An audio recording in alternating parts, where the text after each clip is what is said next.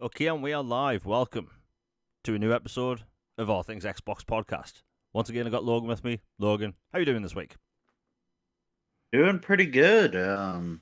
Lots of good stuff going on. Today's been a really busy news day for sure. How about you? Really good, really good. I mean, we're at that point of the year where the summer showcases aren't here yet, but everything's either beginning to leak or we start getting, pre E3. I'm going to call it pre E3 news. Um, we've had months and months, if not years, of speculation about the Elder Scrolls remake. It's real. It's official. Obviously, going to be talking about that close to the end of the show, but man, what a good day for gaming news. Because normally we always have something to talk about when it comes to maybe a studio's being shut down, a bunch of people have been laid off. Honestly, this week it's all good. We're obviously going to talk about the marathon thing. I know it doesn't really affect Logan because it's multiplayer, but we'll be talking about that in a bit as well. But before we get into all that stuff, it's been a long week. Logan, what have you been playing? Well, I've been basically playing like three different things. I've been, power wash sim as usual for just, a little bit here and there every day. Um, and plowing through Ninja Gaiden 2 Black, and I'm almost done with the game. I've gotten really far and like did a pretty quick playthrough so far. I'm right at the temple of sacrifice or whatever, so I'm pretty close. So been doing that. I forgot how much fun and just awesome it feels by the end of the game when you have these maxed out weapons and abilities and stuff. It is just like I'm just going absolutely bonkers on these dudes with a maxed out scythe and and like this Aegis sword thing. And it's a lot of fun and playing through that after I finish that I'm gonna jump into Razor's Edge. And then after Razor's Edge, I'm gonna jump into Metal Gear Revengeance. Oh, nice. Kinda so I can have a crash course or Platinum's, ninja style to compare and contrast for when Gaiden 4 comes out later this year. That's been my plan ever since that game was announced. To play through the series again and that one before getting to that. And then I've been playing a ton of Blueprints.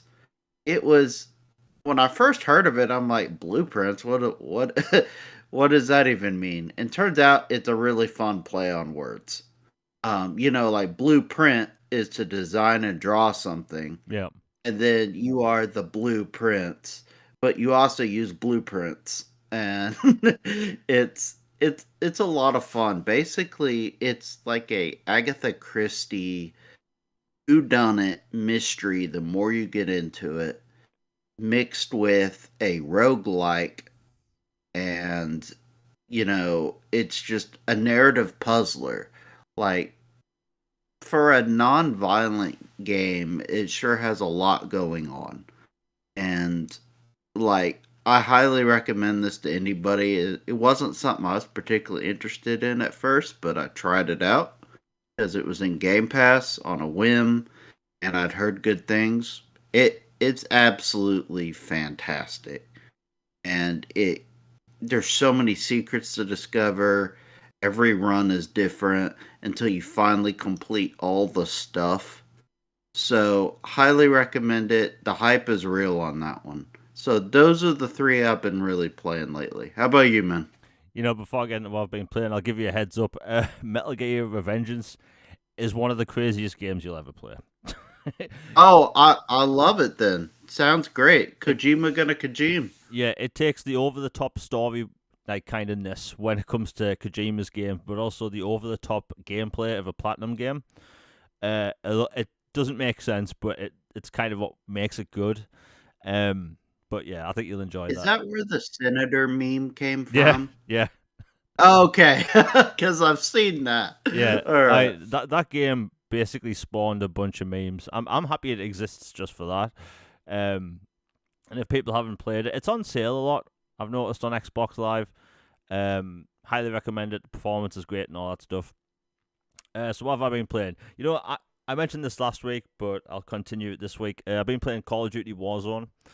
Uh, Hmm. I'm not a multiplayer guy, and bit of a backstory.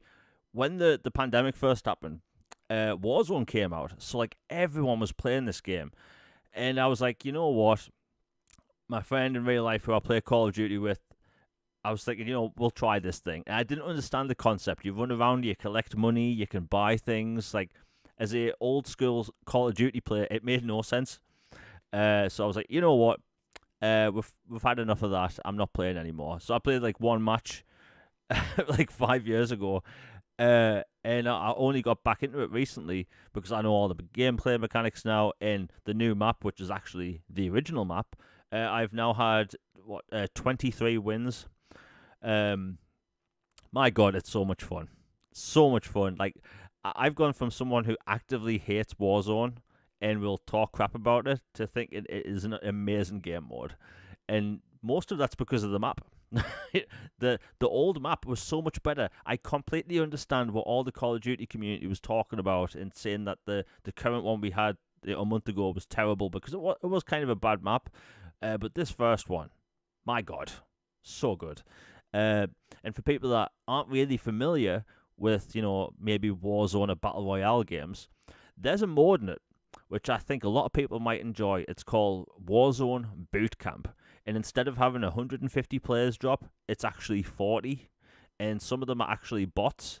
So you can actually get a feel for the game, learn the gameplay mechanics, and, maybe get a win in or whatever. And it's good training. You do get some top level players that do play that as well.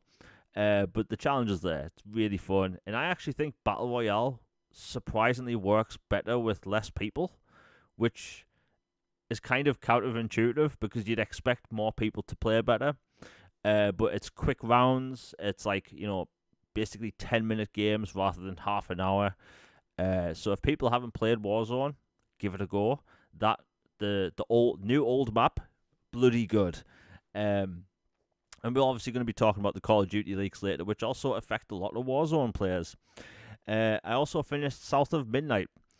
I finished it last night. I have to say, I really enjoyed it. It's not perfect, The thing is, I post the gameplay from whatever I'm playing that week on Twitter, and you can always click on the replies, and you'll always see people just actively hating whatever game I'm playing. And I've been accused of being paid off by Microsoft. I've been accused held by CD Projekt Red, From Software, BioWare. That one I kind of understand. You don't have a yellow chair though. Yeah, no yellow How can you chair. be paid off? The thing is, that yellow chair, I actually have like that model, just the plain black one. I would like a free Cyberpunk chair though. I do like the look of that. It was a cool chair. Basically, any Cyberpunk merch, I'll take it. But I've been accused of being paid off so many times, and people say that I'm praising these games for being Xbox made, and like Logan, when was the last time you saw me post online about State of Decay?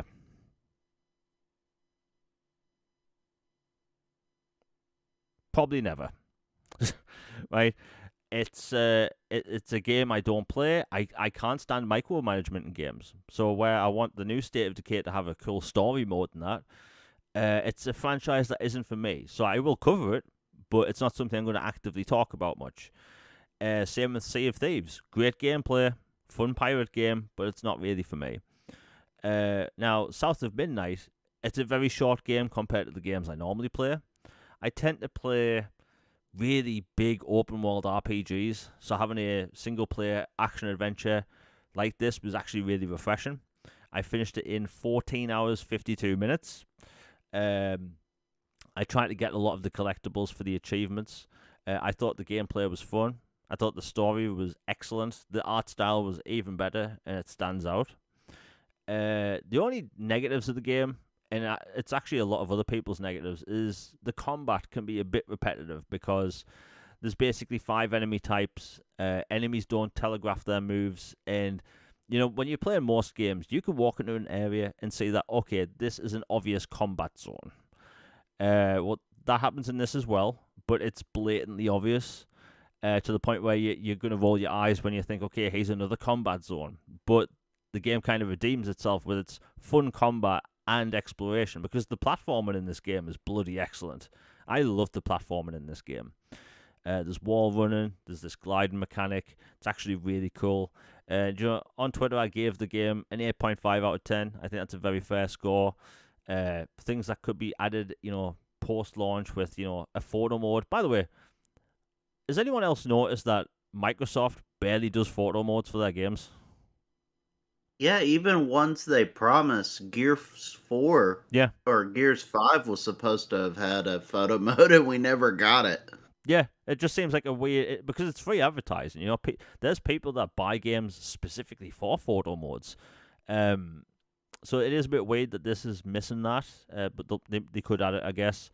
Same with Indiana Jones. Why the hell didn't that have a photo mode? you know, um, You use a bloody camera in the game. You'd Yeah. think a photo mode would make sense. yeah. But South of Midnight, fun game. I highly recommend people play it. It's in Game Pass. As far as I know, it's not going to get DLC, but there's so much potential they can add in the future with a sequel. But we will see. Before I continue with what I've been playing, did you actually get to play it, Logan? I have not played South of Midnight yet. Like I said, I've been focused on Blueprints and Ninja Gaiden 2 Black. But as soon as I finish one of those, I will divert some mental resources to that one. Yeah, I highly recommend it. And it being a shorter game it was refreshing. It feels like every game I play now is like 40 to 100 hours. But it was nice. It was nice. I have been playing a bit of Avowed. I kind of put that on the back burner a bit because even though before it came out, I was posting about how it's a 30-hour RPG, but I'm liking the combat so much, I'm wanting to attack every enemy in the game. So by the time I'm done, I'm guessing it's going to be like 70 hours, maybe 80. But what a solid RPG. I bloody love that. And we might actually be seeing a sequel to that down the line. We will be getting the roadmap fairly soon for that game because, again, it did really well. But we'll cover that in a future episode because, who knows when that's going to drop. But it's been a fun week for games. And, I've actually been playing Death Stranding. Even though I finished it, I feel myself going back to it just to do side missions. Pizza delivery? Yeah, basically. The funny thing is, right, I can't mention this because it's a spoiler, but do you know, like, Logan, do you know a certain thing about the pizza delivery guy? I don't remember him specifically. I just remember him being there. Okay, for people that can't remember or, haven't gone there, once you've finished the main story, go back to that place where you have to deliver pizzas. You'll be surprised. It's an Easter egg that I think most people won't even know about or even find because there's no mission that leads you there. It's just you're going to find something and something will click. I'll just put it that way. And for people that can't remember, that building is near the main base in the second area. By the way, I went through that entire game without realizing what pea grenades were for.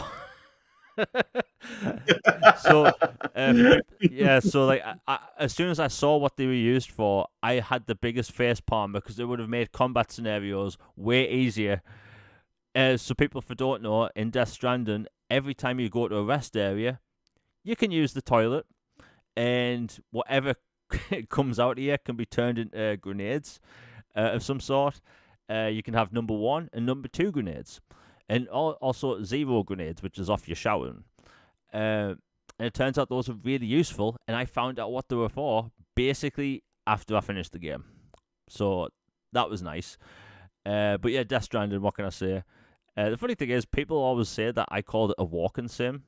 Never once called it a walking sim. I said it was weird. And do you know what, after playing it?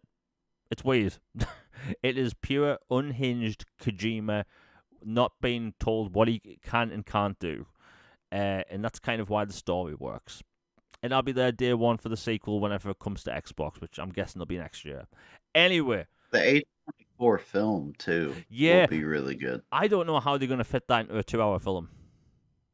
I honestly don't. Oh gosh, I mean, he's got to be power walking. Yeah, like, are we just gonna get full sections where there's like maybe 30 minutes of a guy walking across hills? I mean, if they'd want to do an 8-hour movie, I maybe be into it, But yeah, toilet grenades. Who would have thought? Anyway, we have like 50 topics, all of which good. But you know what? Let's get into all the good stuff.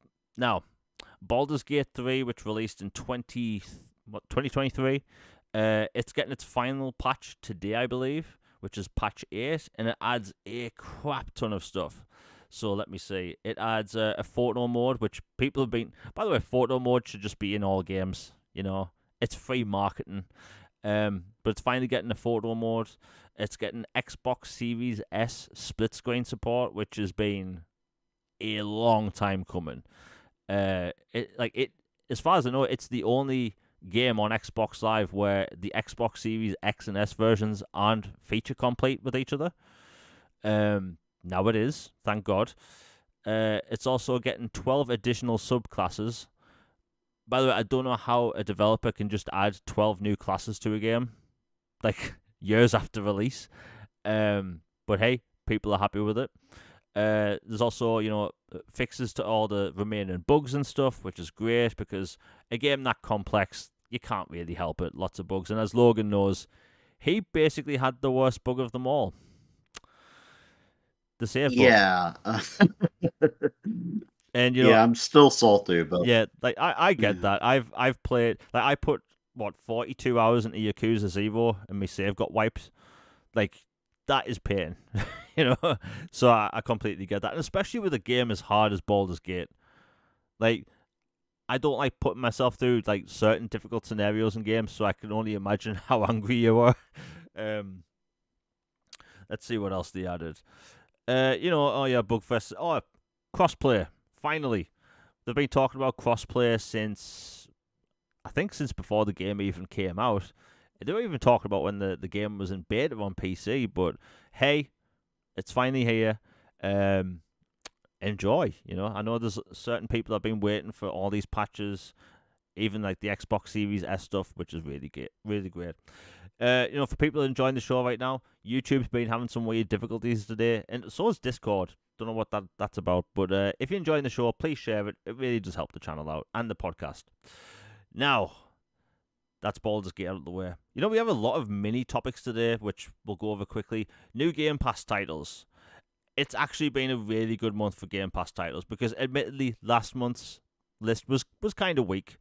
So I'll go over them quickly, and these games are dropping in April.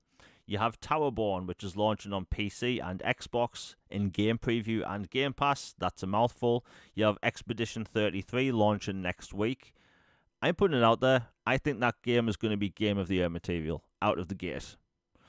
Agreed. And like, everything about it looks fantastic. You have the excellent voice cast. You have a French developer making a JRPG, which is a combination we've actually seen many times, and it just works. But that's coming out next week. Call of Duty Modern Warfare 2 is finally coming to Game Pass, and for people that haven't played it, it's a damn good game. Very good campaign. And, the multiplayer is still active, obviously. And we're obviously going to talk about this in a bit. I'll get it out the way. It's blatantly obvious that we're getting one Activision game a month. And, I think we've kind of accepted it. We'll be talking about that stuff in a bit because there could be more coming. Grand Theft Auto 5 has come to Xbox Game Pass Ultimate for Xbox and PC. Now, this is, I think, the third time it's been in Game Pass, and this is the next-gen version. And if you're like me, you don't want to spend a penny on that game. I've already bought the game twice. I'm not buying it for a third time. Not happening. But admittedly, I'll probably download it and play it again because that campaign's fun. There's a game coming out this month on Game Pass called Crime Scene Cleaner. You do literally that. You clean crime scenes. Basically, think of it as That's pretty metal. Yeah, basically think of it as a Hitman spin-off where you basically have to do his cleanup. At least that's what I'm going to do for it. Dredge is finally coming to Game Pass. I've been meaning to play this so many times. and it looks so good. There's also available now for people. Let's see. Uh, I'm going to butcher this game's name so bad. Tempopo. I think that's what it's called. It's a kind of an isometric puzzle game, kind of in the vein of that Toad game on the Nintendo Switch. I forgot what it was called. But yeah, it looks like it could be fun. Far Cry 4 is finally coming to Xbox Game Pass Ultimate. It will be interesting to see if Ubisoft does next gen upgrades for this, because as far as I know, every Ubisoft game that's came to Game Pass Ultimate so far has had next gen upgrades.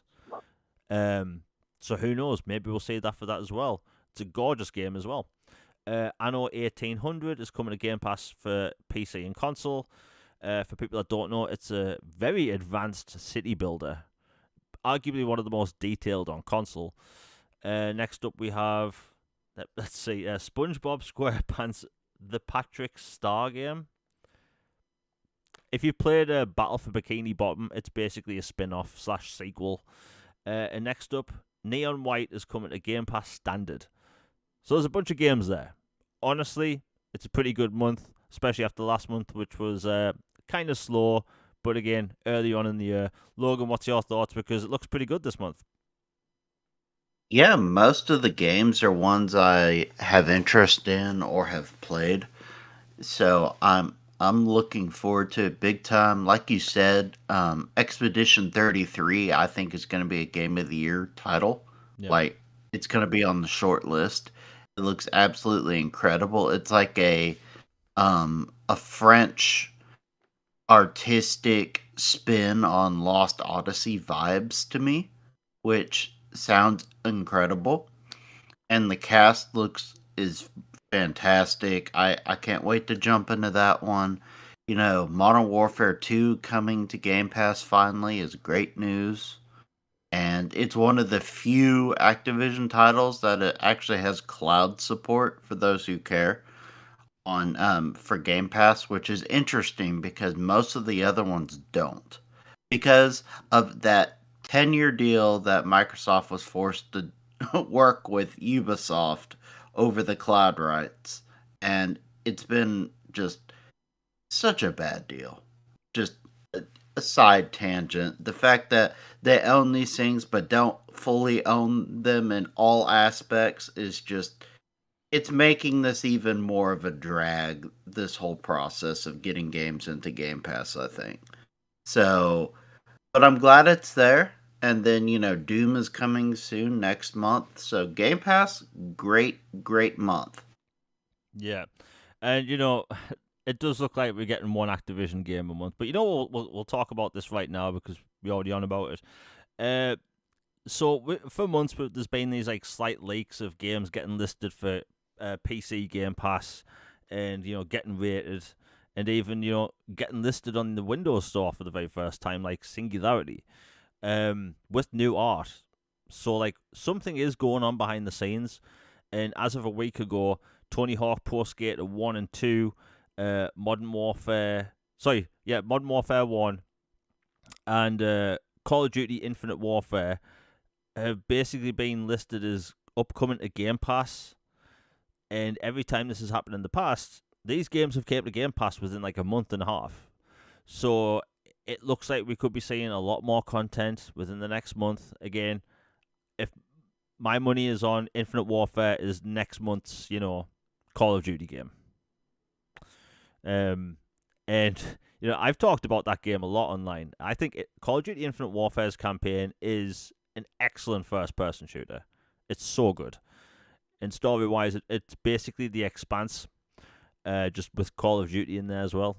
Like, Logan, did you get to play the Infinite Warfare campaign? Yes, it is one of the best, bar none, Yep. Call of Duty campaigns out there. I'd put it right up there with the original Modern Warfare trilogy. Oh, It yeah. is fantastic. It's basically if you took Call of Duty out of the title, like you could convince people it was The Expanse, the game. Yeah. It is just brilliant, and it's criminal that we have not had a sequel. Like of all the modern Call of Duties outside of Modern Warfare, Like, I think that's the one that has the biggest potential, and I so wish they'd go back to it.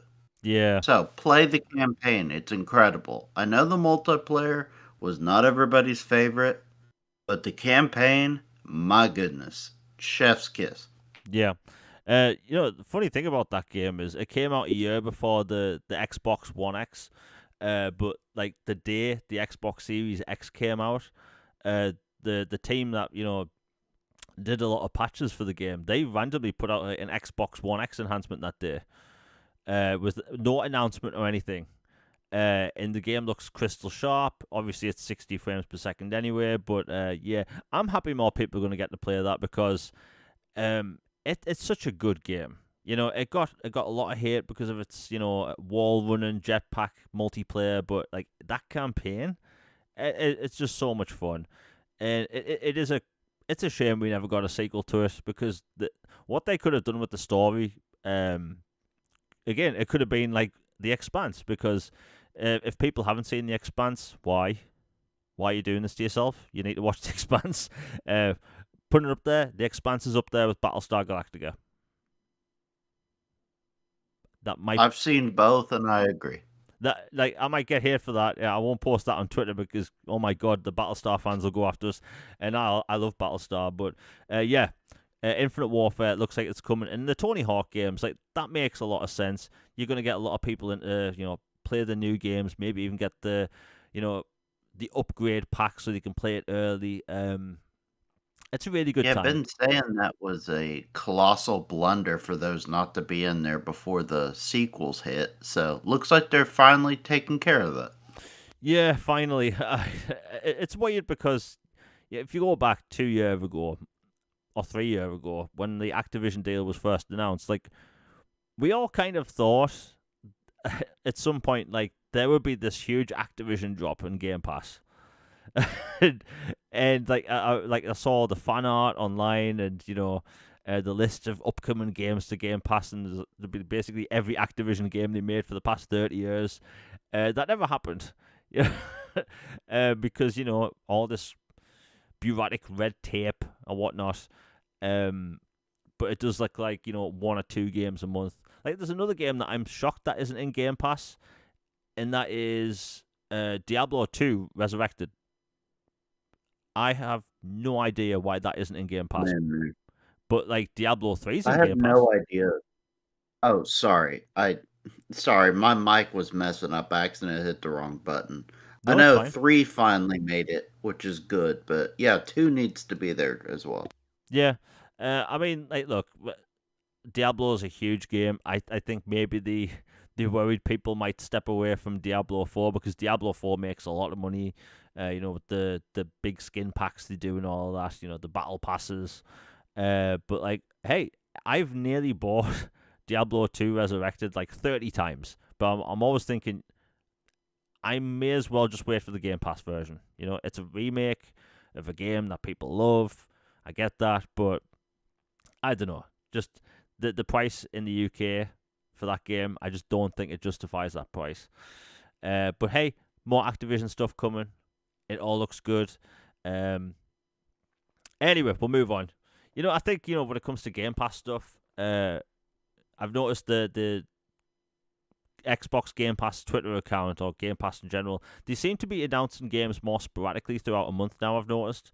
So Diablo 3 had a random drop one day. That Shadow Hunt game is in PC Game Pass today. So, like, and that isn't in the big announcement. So it looks like we are going to see more games added maybe throughout the month, just, as standalone announcements, which, hey, I think is the better way to do it because why wait for a massive list each month? Anyway, we'll move on. You know what? It's actually going to... Oh, yeah. So, I noticed this didn't actually get a lot of traction online. I'm actually shocked because people love gaming events, Xbox, PlayStation, Nintendo, they don't really put on live streams that often. Well, it turns out Twitch has thrown their very own and very first game showcase. And this is coming out on the 17th. So I think a lot of people are going to want to pay attention to this. There's huge publishers there. There's going to be AAA games, AA, indie, all that stuff. There's going to be 50 games there. There's also going to be trailers for games that we already know about. There's going to be trailers for games that we don't know about. And from what I've heard, there's going to be things that Xbox fans specifically will want to pay attention to. And I just love the fact that we're getting more game events and showcases because, look, I talked about this on Twitter the other day about how I want E3 to come back. I always dreamed about E3, going to E3, but, like, I missed my shot. And fun fact, I was actually going to go in 2020. And then we saw what happened.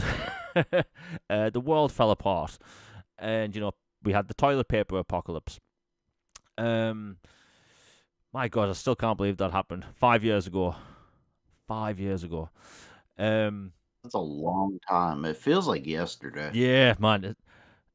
Going back to when I was talking about Warzone, when that first came out, I was playing Call of Duty with one of my friends, and we were talking to each other and saying, like, oh, if everyone stays in the house for the next 3 weeks, COVID's going to be over. It went on 2 How years. little did we know? Yeah, we had no idea. Oh, my God. But yeah, what was I talking about? Oh, yeah, Twitch Galaxies. Yeah, so it's on at, I think, 8 p.m. UK time, which will be 2 p.m. Eastern, I think. 2 or 3 p.m. Eastern. It should be a fun show. Pay attention to it, hopefully, if it gets enough views, Twitch will continue to do it, and they'll get more and more people back. But yeah, back to the whole E3 thing. It's a shame it's kind of gone. Ever since we've had no E3, gaming to me feels kind of disconjointed. Because you used to have all the big summer showcases across 3 days. And now it's spread over months. And now you have Jeff Keighley with his Summer Games Fest, but it's not really a thing. He links other people's showcases as Summer Games Fest, and he has a little show of his own, which is cool, but, like, I don't think every show needs to be a Jeff Keighley event. And, E3 was about the games, it was about the games themselves. And I feel, like, Logan, as someone that you never went to E3 either, like, what's your take on, like, there not being E3 now, but there's all these individual events spread throughout the year? I know there were always these online folks that were like, "Oh, it's just glorified digital marketing event, whatever." But to me, it feels like E3 being gone has left a big void. Yeah. And it was like Gamer Christmas, basically. It was like this huge event where you could network with people, you could test out demos, play through stuff, shops, all kinds of events and cool stuff, along with the shows and sitting in the theater to watch the events. So, them getting rid of it and it being up to individual companies to do it or not do it, and then Jeff Keighley trying to assume the face of gaming content role, and whether you like it or not, and trying to tie everything to his own sphere of influence. It's a bummer. I remember during the early pandemic when everything was, on potato quality Yeah. video cams, and it was awful. Like, you think that Series S was bad? Look at these cam qualities, like 480p just streams, and yeah, but to me, I miss E3. I like some of the stuff that spawned after it was gone, like Xbox Dev Directs and partner previews and Xbox's June showcase. But I do miss the idea of one centralized event, both in person and online. Yeah. I mean, hopefully, like, some other company, like, picks up the event because, my God, it's just not the same. Like, we started this generation without the E3 hype at all. We had potato camera, live streams. Like, my microphone was better than people at Microsoft hosting a show. How is that a thing? And, like, no one was clearly prepared at all. But, like, now, like, it is nice to, like, have them spread out throughout the year because we do get more game announcements throughout the year now. But not having an E3 is just, It's not the same. I miss it, man. Like maybe I have, nostalgia eyes or nostalgia goggles for it, but it's not the same. But hey, Twitch Galaxies, it's on this. What day is it now? Yeah, Thursday. Should be a good show. Highly recommend people watch it. All that good stuff. You know what? Let's talk about this because, by the way, I have like 30 topics. And I'm trying to think how we can fit them all in the show, but if we go over, we go over. Now, the Godzilla IP is expanding. The company behind Godzilla in Japan clearly saw that they made a lot of money from Godzilla Minus One. However, we don't have video games at the minute. Not really. It looks like over the next few years, we're going to get multiple films following Godzilla Minus One. We're also going to get console video games. They specified console video games and also mobile games. They're also going to get into anime. And I think I actually saw a feature-length animated film mentioned. So, if you're a Godzilla fan, you're going to be eating good. I mean, and if you haven't seen Godzilla Minus One, my God, why not? Like that film is incredible. Dare I say the best Godzilla film? Yeah, it's the best one. Like Logan, did you see any of that news today? Oh yeah, I was over the moon. I'm a Godzilla and Star Wars were like two of my biggest, IPs and stories watched growing up as a kid, and I've always loved them. I know the English dubs are terrible Oh yeah, in a bunch of the older ones, but it just adds to the charm. And speaking of Godzilla, like they finally got Godzilla versus Biollante on Blu-ray and digital for the US and stuff that at not exorbitant cost. Like it's Criterion Collection now, and you can get it digitally for I got it through Fandango Voodoo, but yeah, like they finally got that one. That was one that was a holdout for a long time. And getting, a Godzilla minus one sequel is awesome. Cannot wait for that. Recommend Godzilla minus one. Both the traditional version and the black and white. Both are super cool. yeah, And the games, like, do you remember back on the GameCube, PS2, oh yeah, Xbox, like Destroy All Monsters, yep, Melee, and Save the Planet and stuff?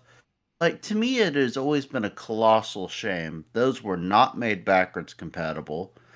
They're done by Pipeworks, and Atari owns the rights to this stuff, and they've been bringing back old stuff. Surely they could bring these back, like remasters. People would love those. Or, make a new version. But yes, there is definitely potential for Godzilla games. Sign me up day one. And as far as movies, I'm there. I love them. Whether they're the serious kind like Minus One, or the original Godzilla, or the just funny but dumb monster mash like Godzilla and Kong, where he's got a Thanos fist and they're punching things in the jungle. Because I love Godzilla. Can't wait. yeah. Oh no, I will defend the MonsterVerse movies. Like, like I know they're dumb. They're so fun. They're I so love fun. them so much. And like the scenes in that film that just make no sense whatsoever, but they're entertaining. That's all you need at the end of the day. Oh, the theater died laughing when he grabbed that little one and used him as a club. Yeah, That was one of the funniest movie moments I've seen in ages. yeah. I mean, I bloody love those films. Um, but yeah, if people haven't seen Minus One, highly recommend it. I believe it's still on Netflix. I've actually watched both the Japanese and the English one. Honestly, both are good. I think the Japanese actors clearly have the better line delivery because it's them. But the English voice actors, they did a great job. In fact, if you actually listen to the English version, you hear a bunch of people from the Yakuza games.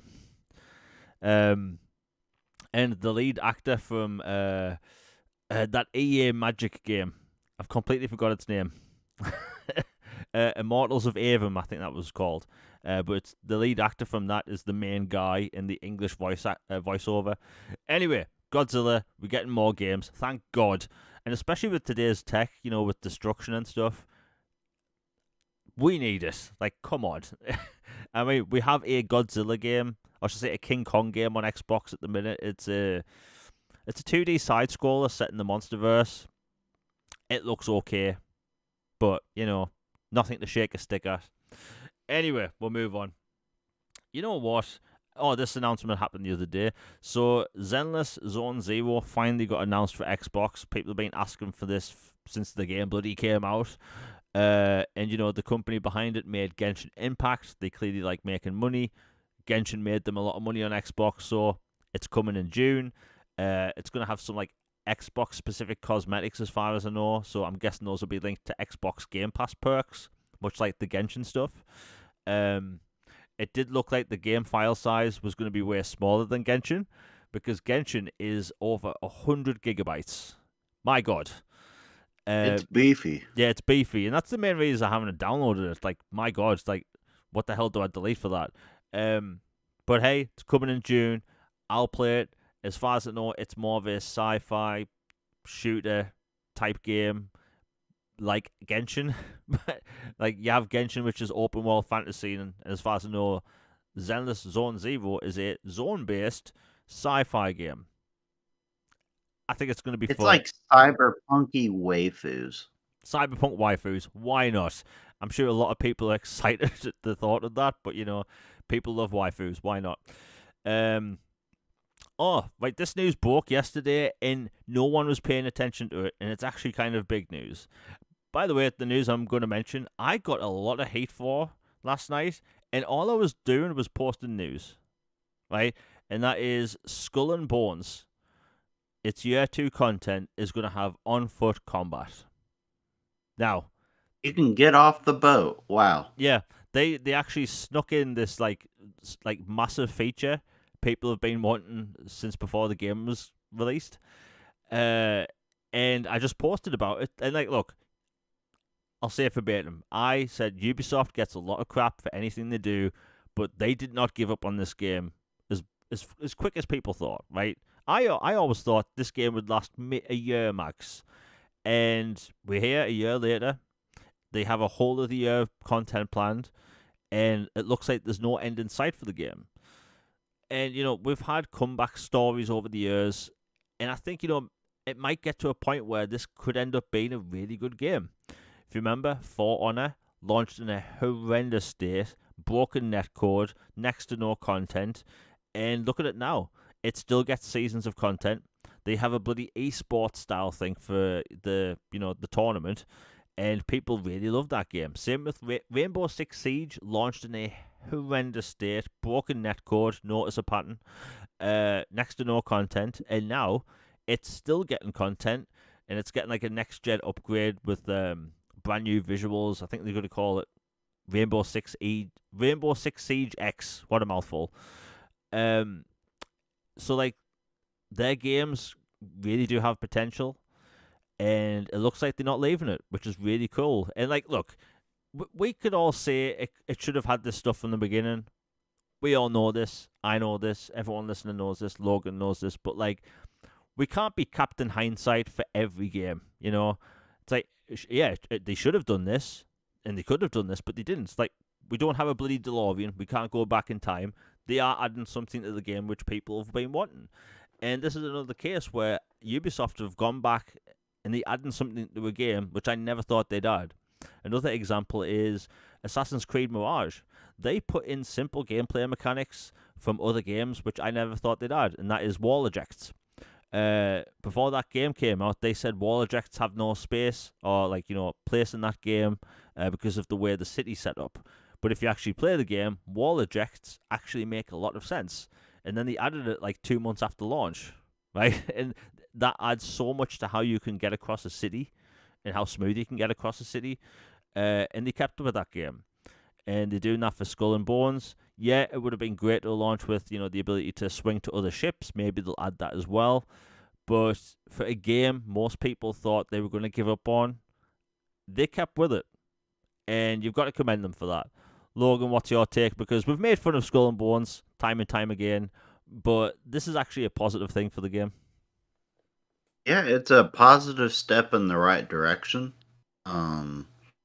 I'm happy that they're giving new content. If they add a mode where you're actually fighting other ships and can swing and, do the black flag type stuff where you take another ship, add it to your fleet, maybe add some legendary ship encounters like they had in Black Flag, some stuff like that. Like this would become a title I would pick up, like on sale, but I would pick it up. And I'm glad that it's trending positively. Baby steps are still steps in the right direction. Yeah, I mean, like I was in the beta for it, and I think like that Assassin's Creed 4 ship to ship combat, it's fun. It's really fun. So like when they announced years ago that they were gonna do a pirate spin off, my mind, and I think everyone else that played Assassin's Creed 4 thought the exact same thing. All you have to do is make a sequel to Black Flag and just make it without assassins and slap a 2 on the box. Right? Call it Black Flag 2. That's all they had to do. And they didn't do that. And, it's had weird development over the years. It was originally going to be a multiplayer expansion for AC4. Then it became its own standalone thing. Then they decided to set it in its own universe. And then the Singaporean government invested in the game, so they had to get the game out eventually. I mean, hell, like Skull and Bones was shown off the year the Xbox One X was shown off. Right, that's a long time ago, and it only came out last year. Um, and yeah, we are getting the Assassin's Creed 4 Black Flag remake. I don't know if this is official yet. It's probably not, but I've heard November. And that seems kind of likely with Ubisoft's upcoming slate of games. And you know what? I'll be buying that game day one if I don't get a review code. Because let me tell you, Assassin's Creed 4, what a bloody good game. What a game. Like, Logan, you played AC4, right? Yes, it is incredible. Like just I love the legendary ship encounters. Like Yeah. I remember fighting those galleon, the one where you had to fight two ships at once. Like trying to do all that, hunting the Moby Dick or like the legendary jaguar or the orcas and then like the storyline was really good too, as Edward Conway, and it was just fascinating. Like alongside the first and second one, it was probably my favorite Assassin's Creed. Yeah. I mean, something I really liked about that game, and it was so different from other, say, AC games, was how you would go down with the diving bell.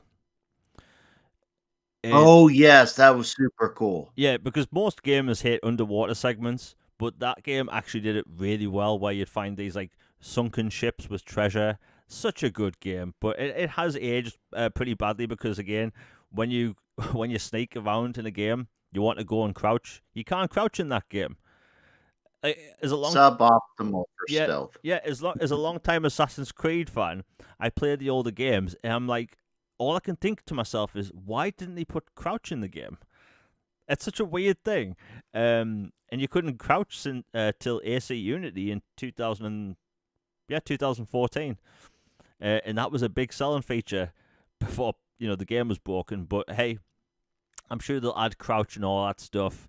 Uh, it is kind of weird that a lot of people's most hyped for games this year are remakes of old games like Oblivion. Mm. But I mean that could say everything you want to know about the game industry at the minute.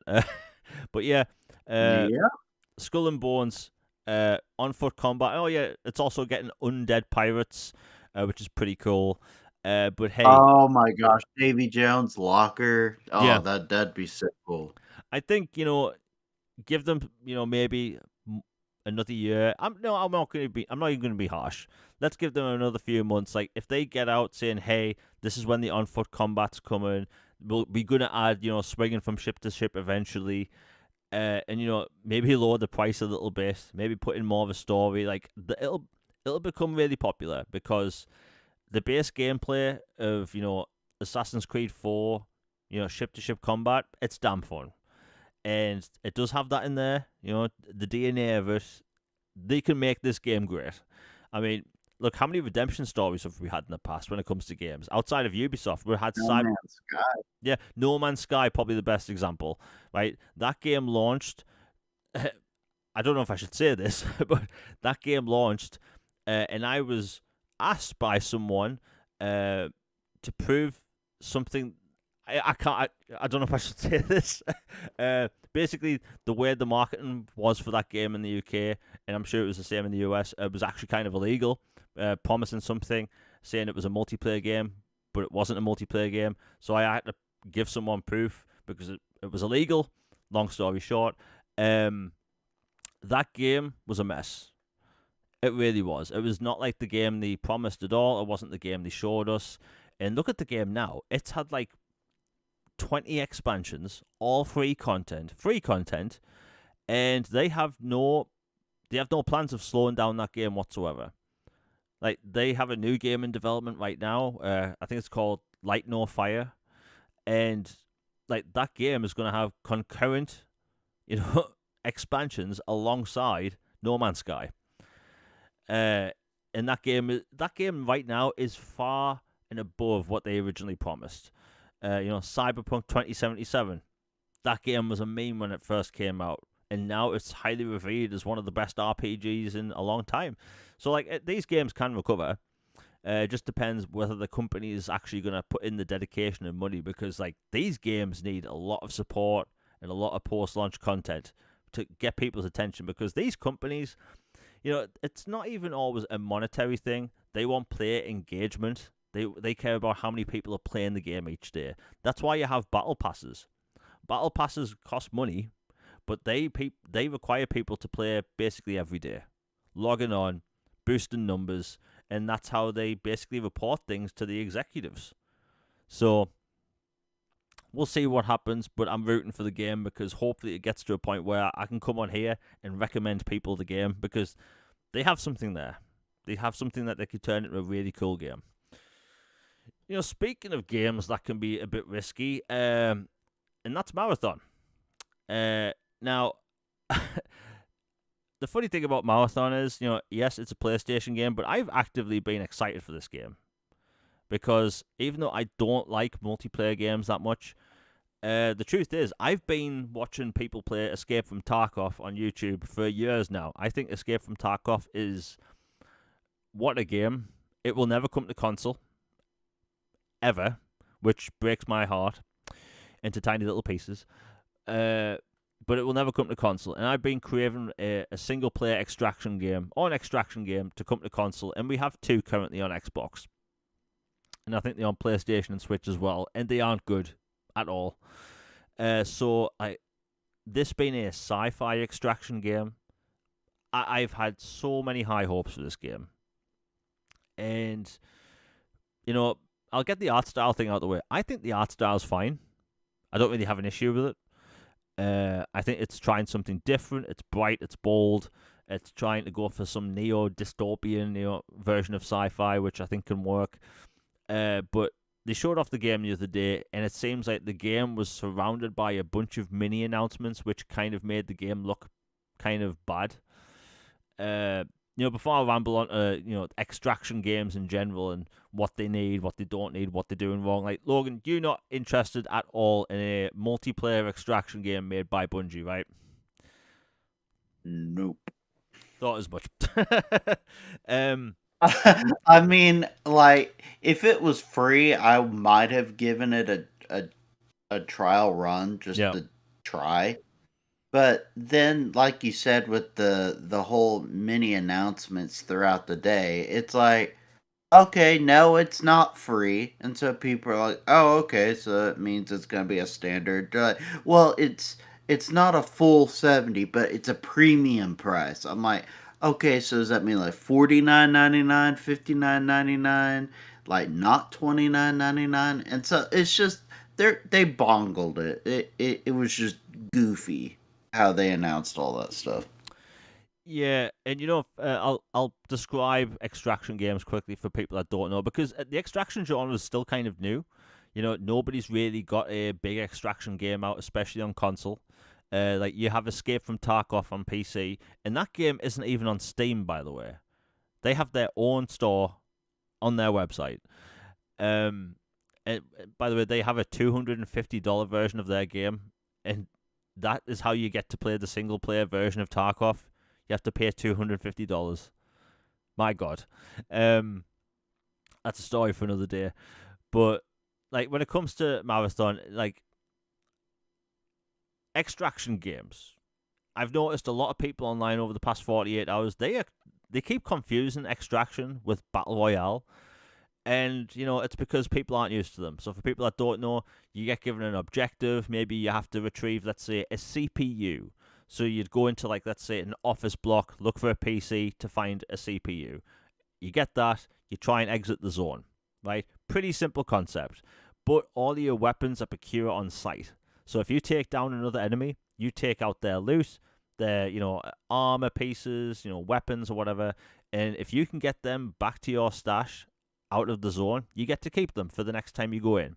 And sometimes maybe you want to go into a zone with next to no weapons, so you don't have anything to lose, and try and get the most to gain. It's a risk-reward thing with extraction games. And, there are some games like Tarkov where you can play solo, but every single announcement that came afterwards, it didn't do the game any favors. So let's get the price thing out of the way. They said it's premium. It's going to cost money, but not full price. I think this should have been the extraction game to be big on console, right? Coming out at any price, and I think $20, if they have to charge money for it, I think $20 should be fine, right? $20 or £15, because it is going to have battle passes. It really is. Oh yeah, we had DMZ for Call of Duty, but I didn't like the way that was handled personally. But reusing Warzone assets, like not a fan. But basically, announcing that it's going to cost money, you've already got a lot of people out the door right now because it's a new concept for a lot of people with it being extraction. It's not a battle royale game. You're going to have premium battle passes. It's a team-based game, but here's the kicker. You can play solo, but you're playing against other teams. So in an extraction game where it's a risk-reward thing, you're going to be going up against teams of 4 people, solo if you want to play alone. That's not going to do the game any favors. It's a hero-based extraction game. So rather than creating a character, making like really cool armors and stuff, you pick between different heroes or operators. By the way, I'm trying not to swear. I'll say certain things. I don't know why developers at the minute have such a infatuation with thank Euro shooters. Yeah, thank you. Infatuation. I think people knew what I wanted to say. Infatuation with hero shooters and operators, right? Bungie have excelled in the past with letting us customize our characters. Halo Reach, one of the best customization menus systems on the planet. Then it came out with Destiny. You can customize your character any way you want. And in this, you play between set characters with abilities. I'm tired of hero shooters or like hero-based games or operators. Like, they ruined Battlefield, by the way, by trying to put operators in a Battlefield game. My God. DICE, what were you thinking? And it just doesn't... It's not for me, So that's that out of the way. And not having a single-player mode. They could have had a single-player mode in this because they had... So it turns out they have this really interesting universe, and you find out the lore in the game via computer terminals. In my opinion, that is not a good way to tell a story. Like, you can do story in multiplayer, but doing it in an extraction game where it's team-based, like, I don't like that. If it was me in charge, I would have made sure this had a single-player story where it does play like, the extraction multiplayer, but you run through a narrative. Because this has to be the game that gets people playing extraction games on a console, and I can't see them doing any of that with what they've announced. And it gets even worse. This game launches the same day as Borderlands 4. Borderlands 4. which is probably going to be one of the biggest games of 2025. It's a looter shooter, which can be played up to, what, I think 4 players in Borderlands. Like, what were they thinking? So I have 2 theories. Maybe Sony is so confident that they can get this game out the day Borderlands 4 releases. Or they want this game to come out and they can basically, swipe Bungie under the rug and basically absorb their best staff into the rest of Sony. Because, my God, I don't know what's going on. You know? Like, Yeah, it is kind of setting him out to die a little bit. yeah, it just doesn't make any sense. Like, Borderlands 4 is going to be huge. That's going to be like a 10 plus million seller. It's been ages since we had Borderlands. So that's instantly going to be a success, And you have this extraction game. And, like, I've been so excited for this. Like, I say all they had to do because, I'm a game developer, apparently. But, like, having a single player mode to get people into, like, how the gameplay systems work and just what the universe is like, because they have a cool universe there. But just everything they announced, team-based only, hero-based, battle passes in a premium game. And I've always been against battle passes in a premium game. Like, if you're going to have a battle pass, you better be free. I don't care if it's an indie game or a AAA game. But, man, everything they've done so far, it's put people off. Like, I've seen people with multi-millions of subscribers on YouTube. They don't know what they saw. They talk about it like it's an extraction game. It's not. Sorry, they talk about like it's a battle royale game. It's not. It's just like everything's going wrong against this game or going bad for it. Like, I don't know if this is going to be a BioWare situation for them. I think if BioWare have one more like dud financially, I think they're done, and I think that's the same for Bungie. Destiny isn't retaining the players it used to. If anything, they need to get a Destiny 3 out, which helps players from scratch with the story. But like this game, I just can't see it working. And like, how realistic is this price going to be? $40, right? $40 for a premium game with battle passes. I can't see it selling. I really can't. Look at Concord. That was a slightly cheaper game, and it lasted a week. This is clearly a very expensive game, and Bungie's. It might be Bungie's last chance. I don't know. Like, Logan, do you think this game's going to have any chance of a success at all? I think it has more of a chance than Concord did, but I mean, that's not saying a lot when it's like one of the 2 worst disasters in gaming history. But I honestly, it might be my bias because I'm not excited for it at all, and that's on me. That's my choice of styles of games and stuff. But overall, it's like even taking that aside, looking at it analytically with what's been going on with Bungie, them having just weird vibes, like even community stuff has been weird and a lot of pressure. They've already, lost a lot of devs, had to shuffle things around. Sony has tightened screws on them compared to when they first acquired them. And kind of like you, I think if the game doesn't go well, I do think it's going to be like taking a car to pull apart and they're just going to tear it down to the studs. And it's like, all right, we'll take these programmers and put them on this studio. We'll take these devs and send them here, do this, do this. And it's like, all right, now we own the IPs, Destiny, this, and that. And that's all she wrote. Like, I really do think this is a make or break it for him. And I hope it goes well, but I'm just not very confident it will. Yeah, it is a weird one because, like, for the past 2 years, I've been looking for an extraction game on console, something I can play just by myself. And like when I first saw the initial trailer for it, I was thinking this has potential. But just every little bit of news that came out afterwards, really put a downer on the situation. Like going up against Borderlands 4 alone, ballsy, like ballsy to say the least. but like not offering a single player thing, it just blows my mind. I really don't get it. And Bungie is clearly a multiplayer only studio now. Destiny is very much an online multiplayer thing. Yeah, you can do some of this. You can do the story stuff by yourself, but the game clearly encourages you to play with other players. But man, like, what an uphill battle that game has. Obviously, I think there's going to be a beta over the next 2 months or whatever. So, like, if I can get a chance to play it, I'll play it and report back. But man, like, I think it's weird because you have the multiplayer space in 2025 where basically everyone that plays Warzone or Call of Duty, they stick in with Call of Duty Warzone.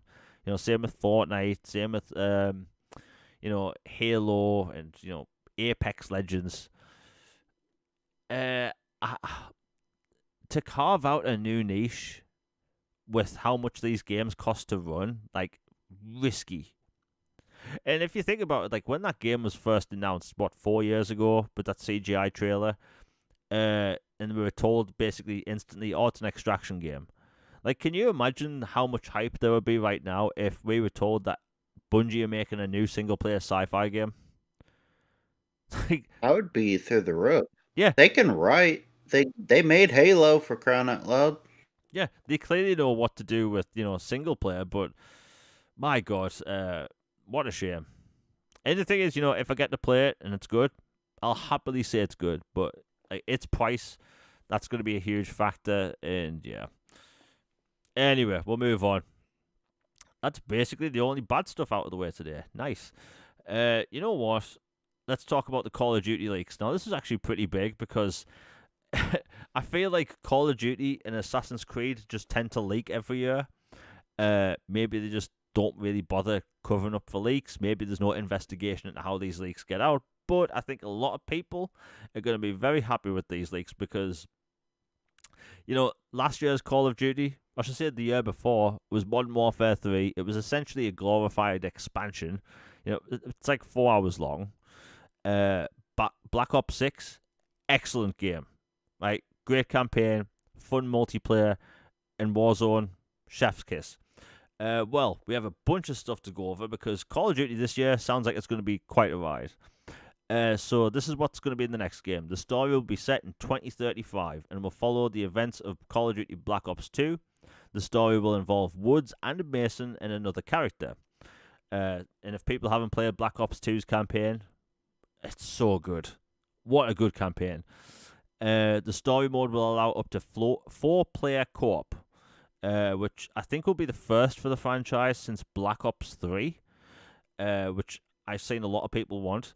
The story will also include a big open-world map called Avalon.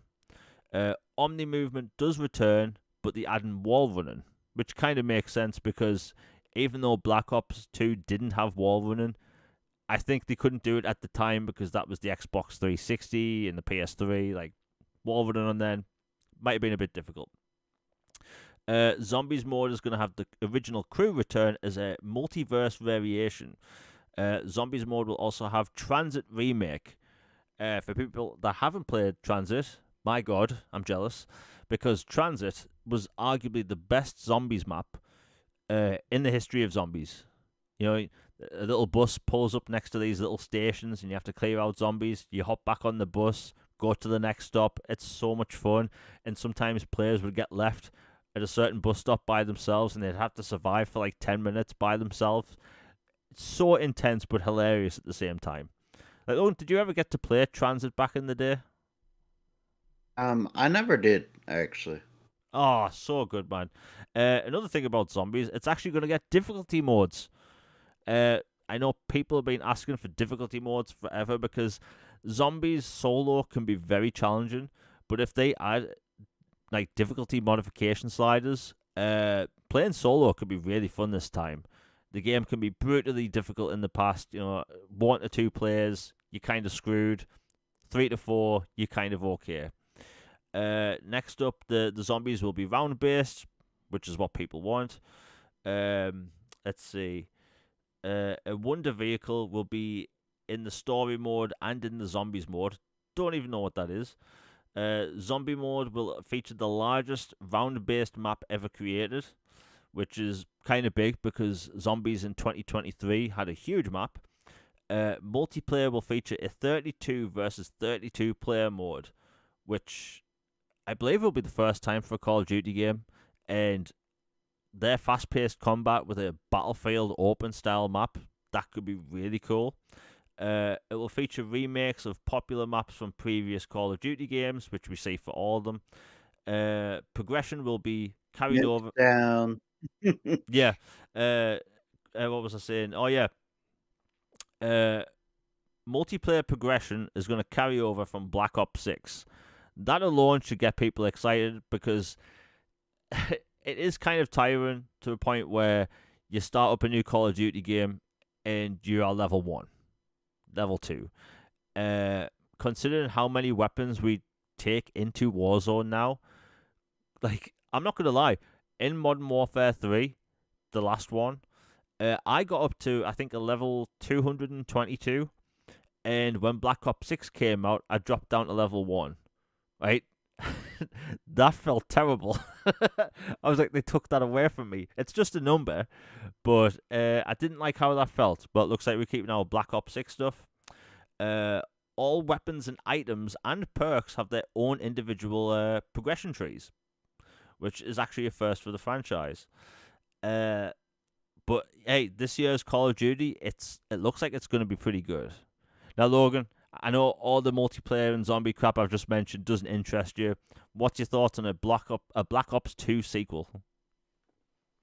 Oh, it sounds awesome because like most Call of Duty people don't talk about Black Ops 3. Yeah. So this being like basically Black Ops 3 story wise sounds awesome. And I loved Black Ops 2. Like it was truly epic. Black Ops is one of my favorite like spin-offs of like traditional Call of Duty type narratives. Yeah. So, and the gameplay is just grittier and the stories are darker and more espionage.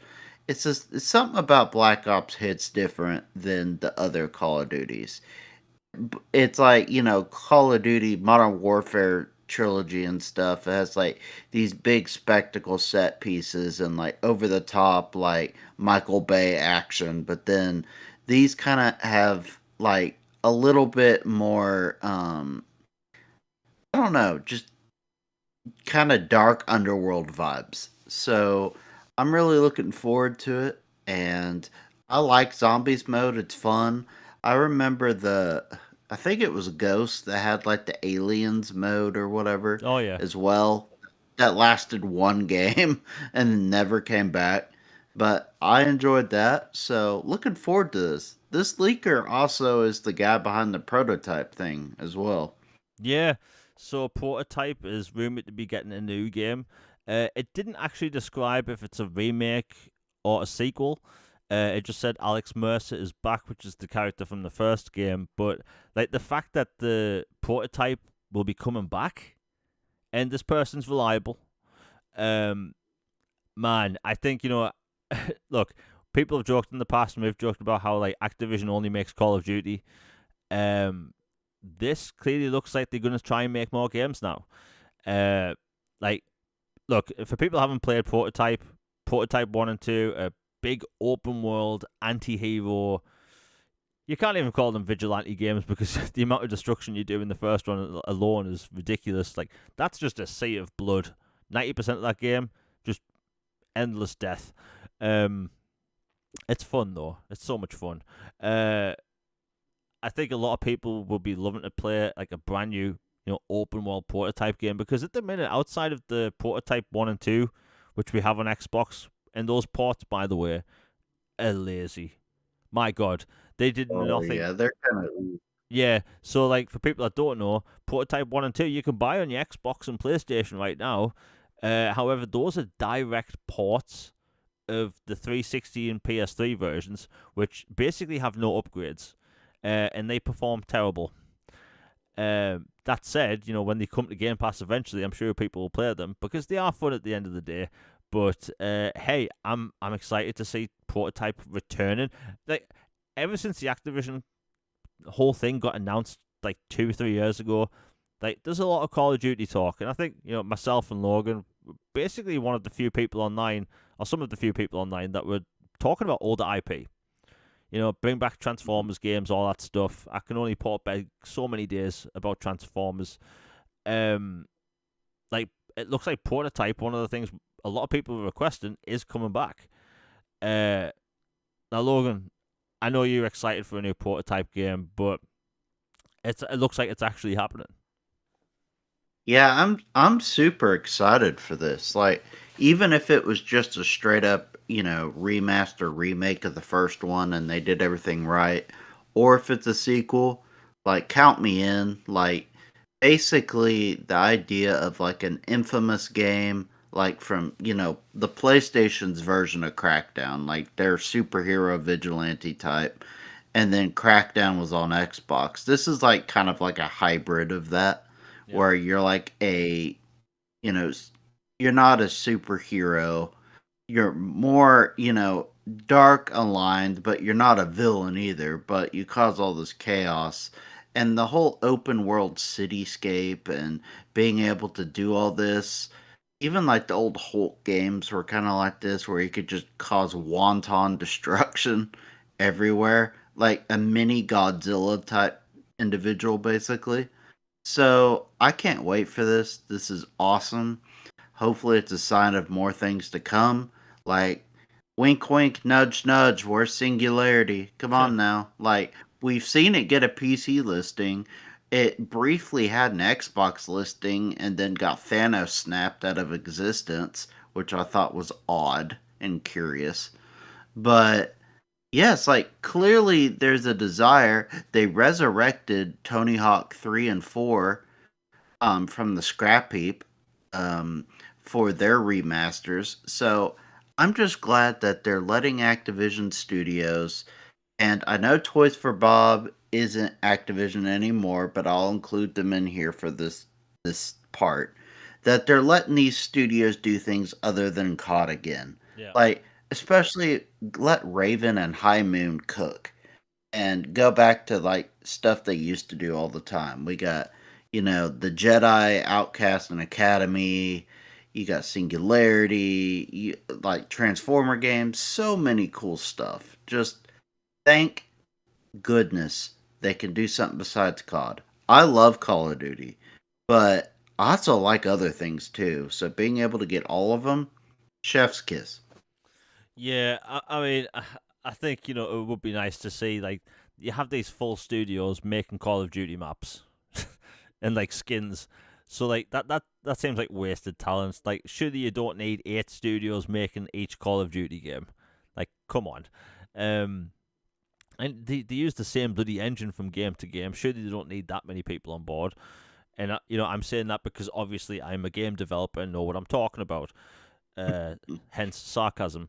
But yeah, I'm happy to see what they could do with a new prototype game because like when you played it on 360 back in the day and you do like the land splash thing where you basically send a shockwave out like 50 meters or whatever, like your frame rate chugged. Like it was a slideshow.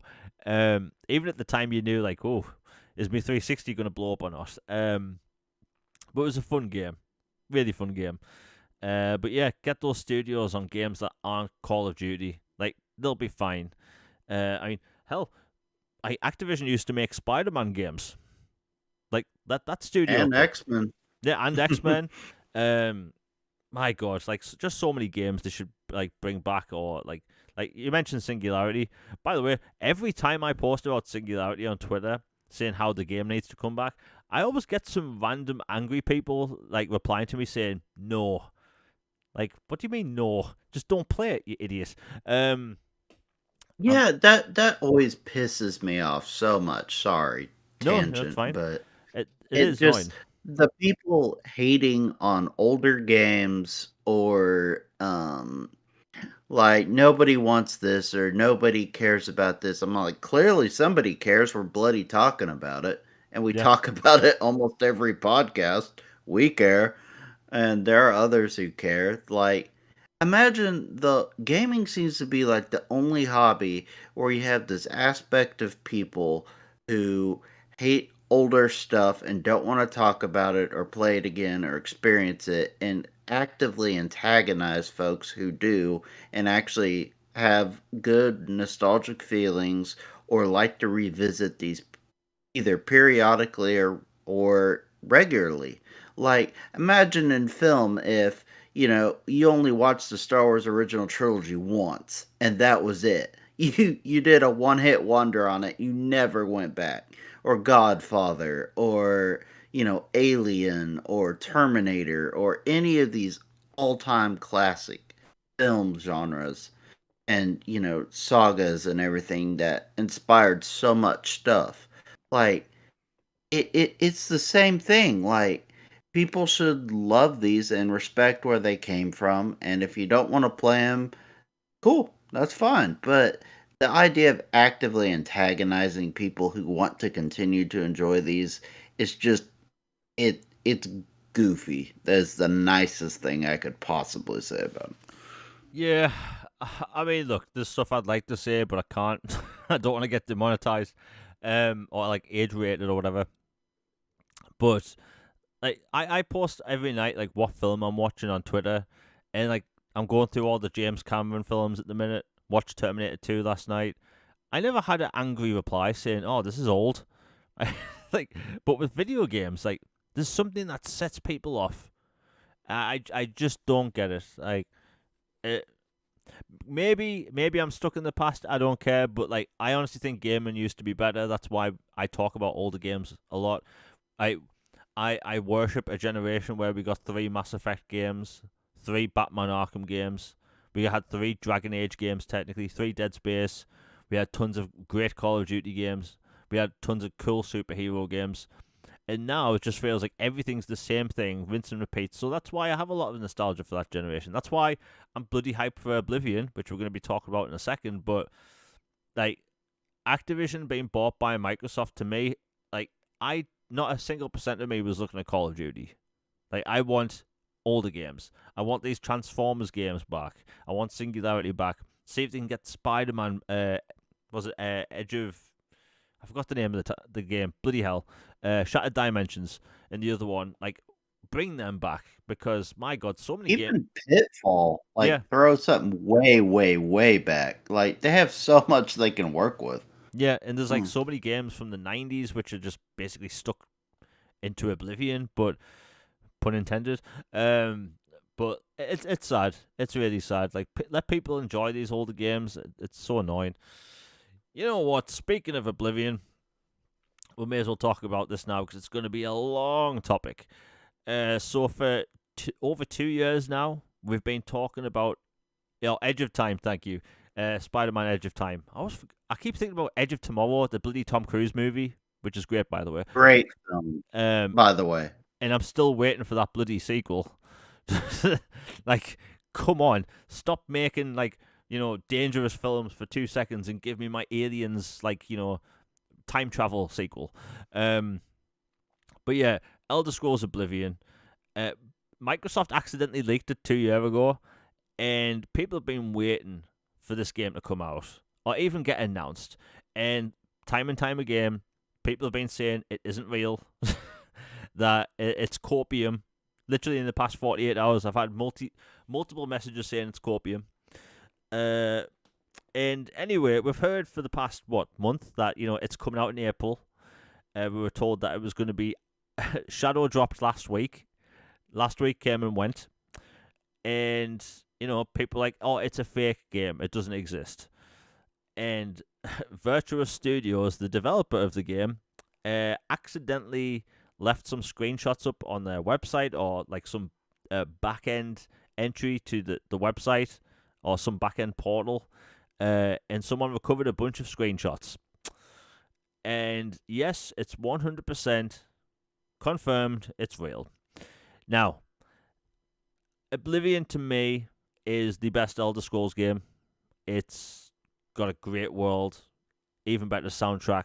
The main story curb stomps Skyrim. It really does.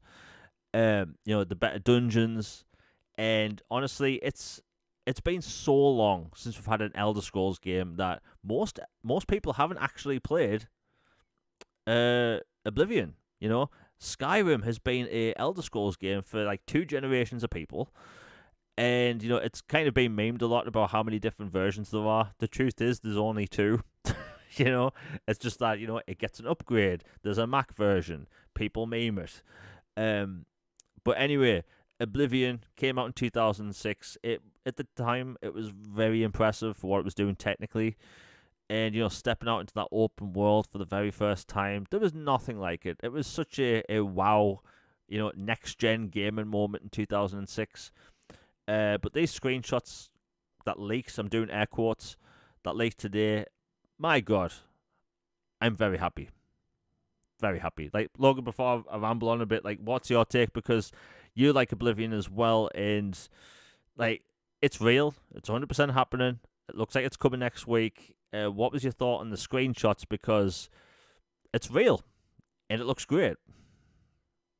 Yeah, like I'm euphoric. Like number one, I'm just thrilled it is 100% real like happening.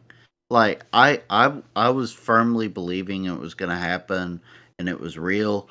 But there's a difference between feeling confident it's real and like seeing the actual screen grabs and like upgrade information and stuff out there and like additions for sale with expansions and stuff. Like there's a difference and like having all that out there, it was just awesome. And like looking at the screen grabs, like it just it is like a whole nother level.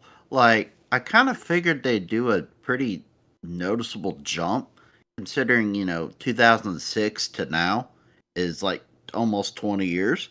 Like I figured there'd be some pretty noticeable upgrades, but my goodness, it is like otherworldly different. Like looking at the blade quality on the swords, looking at the armor details, the water, the enemies. Like I think one of the images, like I'll be kind of vague, but like I think was either a scamp or an imp, one of the Yeah. two. Yep. I can't remember which one.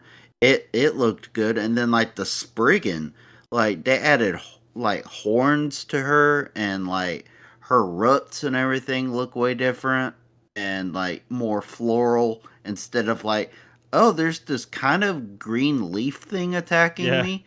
It's like, nah, this looks like very much like the ones in Avowed, but like a little darker, Yeah. if you know what I mean, a little grimmer. And like and then that iconic scene, like what they had the sewer exit door Yeah. that you could see and like looking out into the water like when you leave and like the ruins and the bridge right there with the little fishing boat and the Oblivion Gate looks terrifying. Yeah. I always thought they were scary, but going back, it's basically it looked like orange Jello door. But it's like wow, this looks like Fire Doom Hellscape looking like terrifying door, and just all the visual upgrades are incredible. And it's so weird to me that just like we talked about how some people PG rated version. Whine and moan about everything on gaming and Twitter, but like about old games and stuff. About the color scheme now. Like Yeah. seriously, like, and you and me have talked about this specifically on here multiple times about this game in particular about how we loved it. It was iconic. It was a seminal moment in gaming, something that we'll always remember, but visually it has not aged well. And like it looked very much like painted grass, like Easter basket grass and, waters, and it was kind of lighter hue. And now you have people whinging that it's darker and looks more realistic. I'm like, can you people ever be happy? Like, I know we talk about the P filter on the 360 all the time. Yeah. So many games look yellow and brown. This is not P filter 360 brown or yellowed. This is just more realistic in technology 20 years later being used for these areas instead of Easter grass and pastel blue water. Like it seems like a whole bunch of nothing to me. Yeah, yeah. The thing is, I think it's like a weird thing online where no matter what game is shown, there's instant complaining about it. And like this past week, people like, okay, this remake isn't real. To people complaining about the color palette, like, look, admittedly, when you get out of the series for the first time, in the original, it's very lush, bright green, but this new one, it looks more like how that kind of area would look. And we also don't know what the tone they're going for because those screenshots are blurry, so blurry, and we just don't have like we don't know what these images look like in HDR. No idea. So like we can't judge the game solely off those screenshots. But like you were saying with the sword thing, right? The sword you get at the beginning of the game kind of has this like 2D flat image on the side. You know the symbol from Charmed. Um, Mhm. Yeah, I remember. Yeah, but in like this, it's a full like 3D rendered like object. But like everything I've read about the game, it sounds like it's going to be great. So for instance, this is a big one. Enemies don't react to you hitting them in the original. So I fired up not Skyrim, Oblivion recently to see if that was true because you kind of romanticize this version of a game in your head from when you first played it or last played it, and like to me in my head, the original Oblivion looked great, and it played great. The truth is, it doesn't look great and it doesn't play great. So enemies they're don't. sword sponges. Yeah, sword sponges. Like enemies don't react to hitting them at all. There's no feedback in the controller, so the controller doesn't rumble when you hit an enemy, so you have no idea if you hit them. uh, Aiming bows was terrible, but everything they're doing for this one sounds great. So it's got refined bow and arrow control for first and third person mode. It's got a refined third person mode, which thank God. Those older Bethesda games, my God, their third person modes, they didn't even try. It was the most floatiest thing ever. Thought Thank the crab walking was hilarious. Yeah, the crab walking thing. Thankfully, with Skyrim and Fallout 4, that's not really a thing. Um, did I say Skyfall there? Yes, you did. I I think it's because I've been going through all the Bond films recently. Ah, my God, I'm all over the place. And great film. Yeah. But like, look, graphically, this looks fantastic. It's Virtuous Studios moving to Unreal Engine. Now, I have seen some complaining online about there not being mods available for this because of complications due to the engine. I'm not going to pretend to know what it's like to try and make mods, so I'm not really going to speak on it other than the fact that I want to play Oblivion, the game the developers made. The original Oblivion is still there. I know some people have said that it's been delisted in their countries, the original. In the UK, it's still available to buy. The original, it's like £6, I think, at the minute. Um, but yeah, the this is also going to include both expansions, which for some reason I never got to play back in the day. One of which is meant to be a pretty big expansion, Shivering Isles, which is a completely new area with new things to do. And It's incredible. yeah, I've always heard good things about it, but just never got around to it. Um, what else? Okay, now there's been some news floating around about this, and I don't know if it's been reported wrong, where it's going to have Dark Souls like gameplay. I think that's just may have been like a translation error because from what I've heard, it's going to have Dark Souls style UI. Now, if that's Mm. the case, I'm happy. I love Oblivion. Its UI is terrible, like awful. They try to make it look like an old-fashioned storybook with the UI. In my opinion, it's not good. It never was good back then, and it's not really intuitive. But honestly, everything I've seen so far, it's a gorgeous looking game. I'll be interested to see how they handle Oblivion Gates because, you know, for people that don't know, Oblivion Gates are basically dungeons where you'd step into this like hell dimension And there'd usually be like a tower where you have to get to the top, kill an enemy, and you get some cool loot. Right, really cool way of doing dungeons. But you'd have like a 2 minute long loading screen. um, so are we just directly stepping into that world now because we have SSDs? I'm hoping so.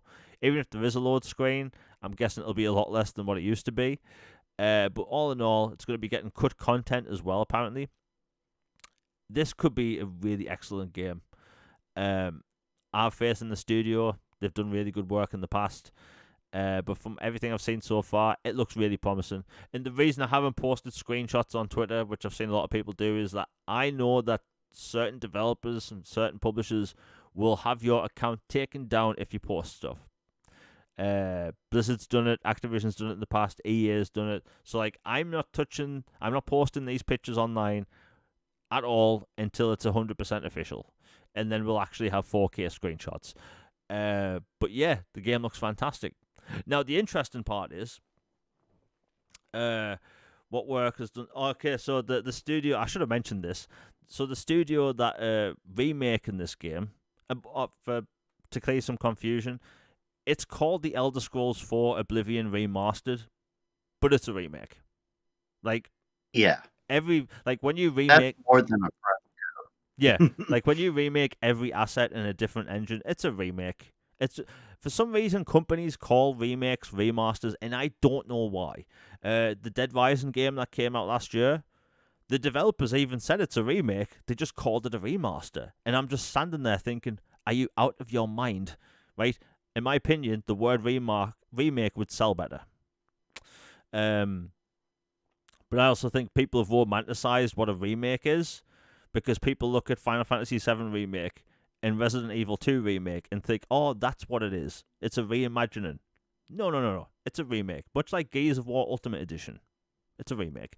But the studio, I'm rambling, they've worked on, let me see, Batman Arkham the Collection. new Metal Gear. Yeah, the new Metal Gear, which is bloody hell, man. Have you seen what they put out today? So something I wanted back in the day. Yes, we transitioned to Metal Gear for a second. You would heal your wounds in Metal Gear Solid 3, and basically there would be no scar there. But over time in this one, the remake, you actually get scars and keep your bandages over time.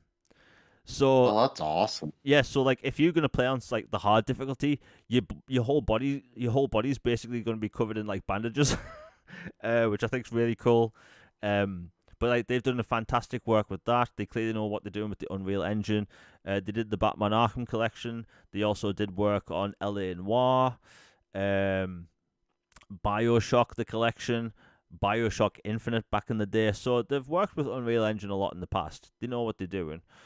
Metal Gear Solid Delta, I should have said, and like Metal Gear Solid Collection, great games, not really changed much, but the remake, my god, like that studio, they can cook with Unreal Engine. But I think a lot of people are going to be happy. But like Logan said, people are whining about the color palette. I'm not going to complain about the color palette, right? The game's going to be shiny and new. And look, I've said many times, and Logan said as well, like, I don't think many games from the 360 really need remakes. You know, make them 4K, run at 60, all good. Oblivion's one of the few games where I'm like, yeah, that needs a remake. Same with Dragon Age Origins. My god. Oh gosh, that was OG Xbox quality when it launched. Yeah, like Dragon Age Origins launched after Mass Effect and it looked a generation older. And you know, Dragon Age Origins, like, it's got an amazing story. My god. But it's such an ugly game. Like, for some reason, that generation, they couldn't make polygons small. So, like, when a character's holding, like, a cup, it's like the size of someone's head. You know? I remember that. Yeah. And the sword, it's Yeah. like they're holding it with their wrists. Yeah. It's like, oh my god. Like, but, like, very few games that generation, I think, really need remakes. And this is definitely one of them. But, man, I'm happy for a lot of people because, you know, I'd be interested if people in chat, like, if, like, this is a Elder Scrolls game that most people have never played. You know, we've had multiple generations of people where Skyrim was their Elder Scrolls. You know, so yeah, I can't wait for Elder Scrolls 6, but for all intents and purposes, it's a new game. And I think, regardless of whatever people play it on, it's probably going to sell millions. I'm guessing they'll put it on the Switch too as well down the line. Um, I am interested in its release, though, because it's going to be an Elder Scrolls game with a shadow drop. That's quite peculiar, if you think about it, because to me, if you have an Elder Scrolls game, remake or not, you're going to have months to advertise that game. Let people know about it. But they aren't. It's going to be a shadow drop, apparently. And, that could work in their favor. It might not.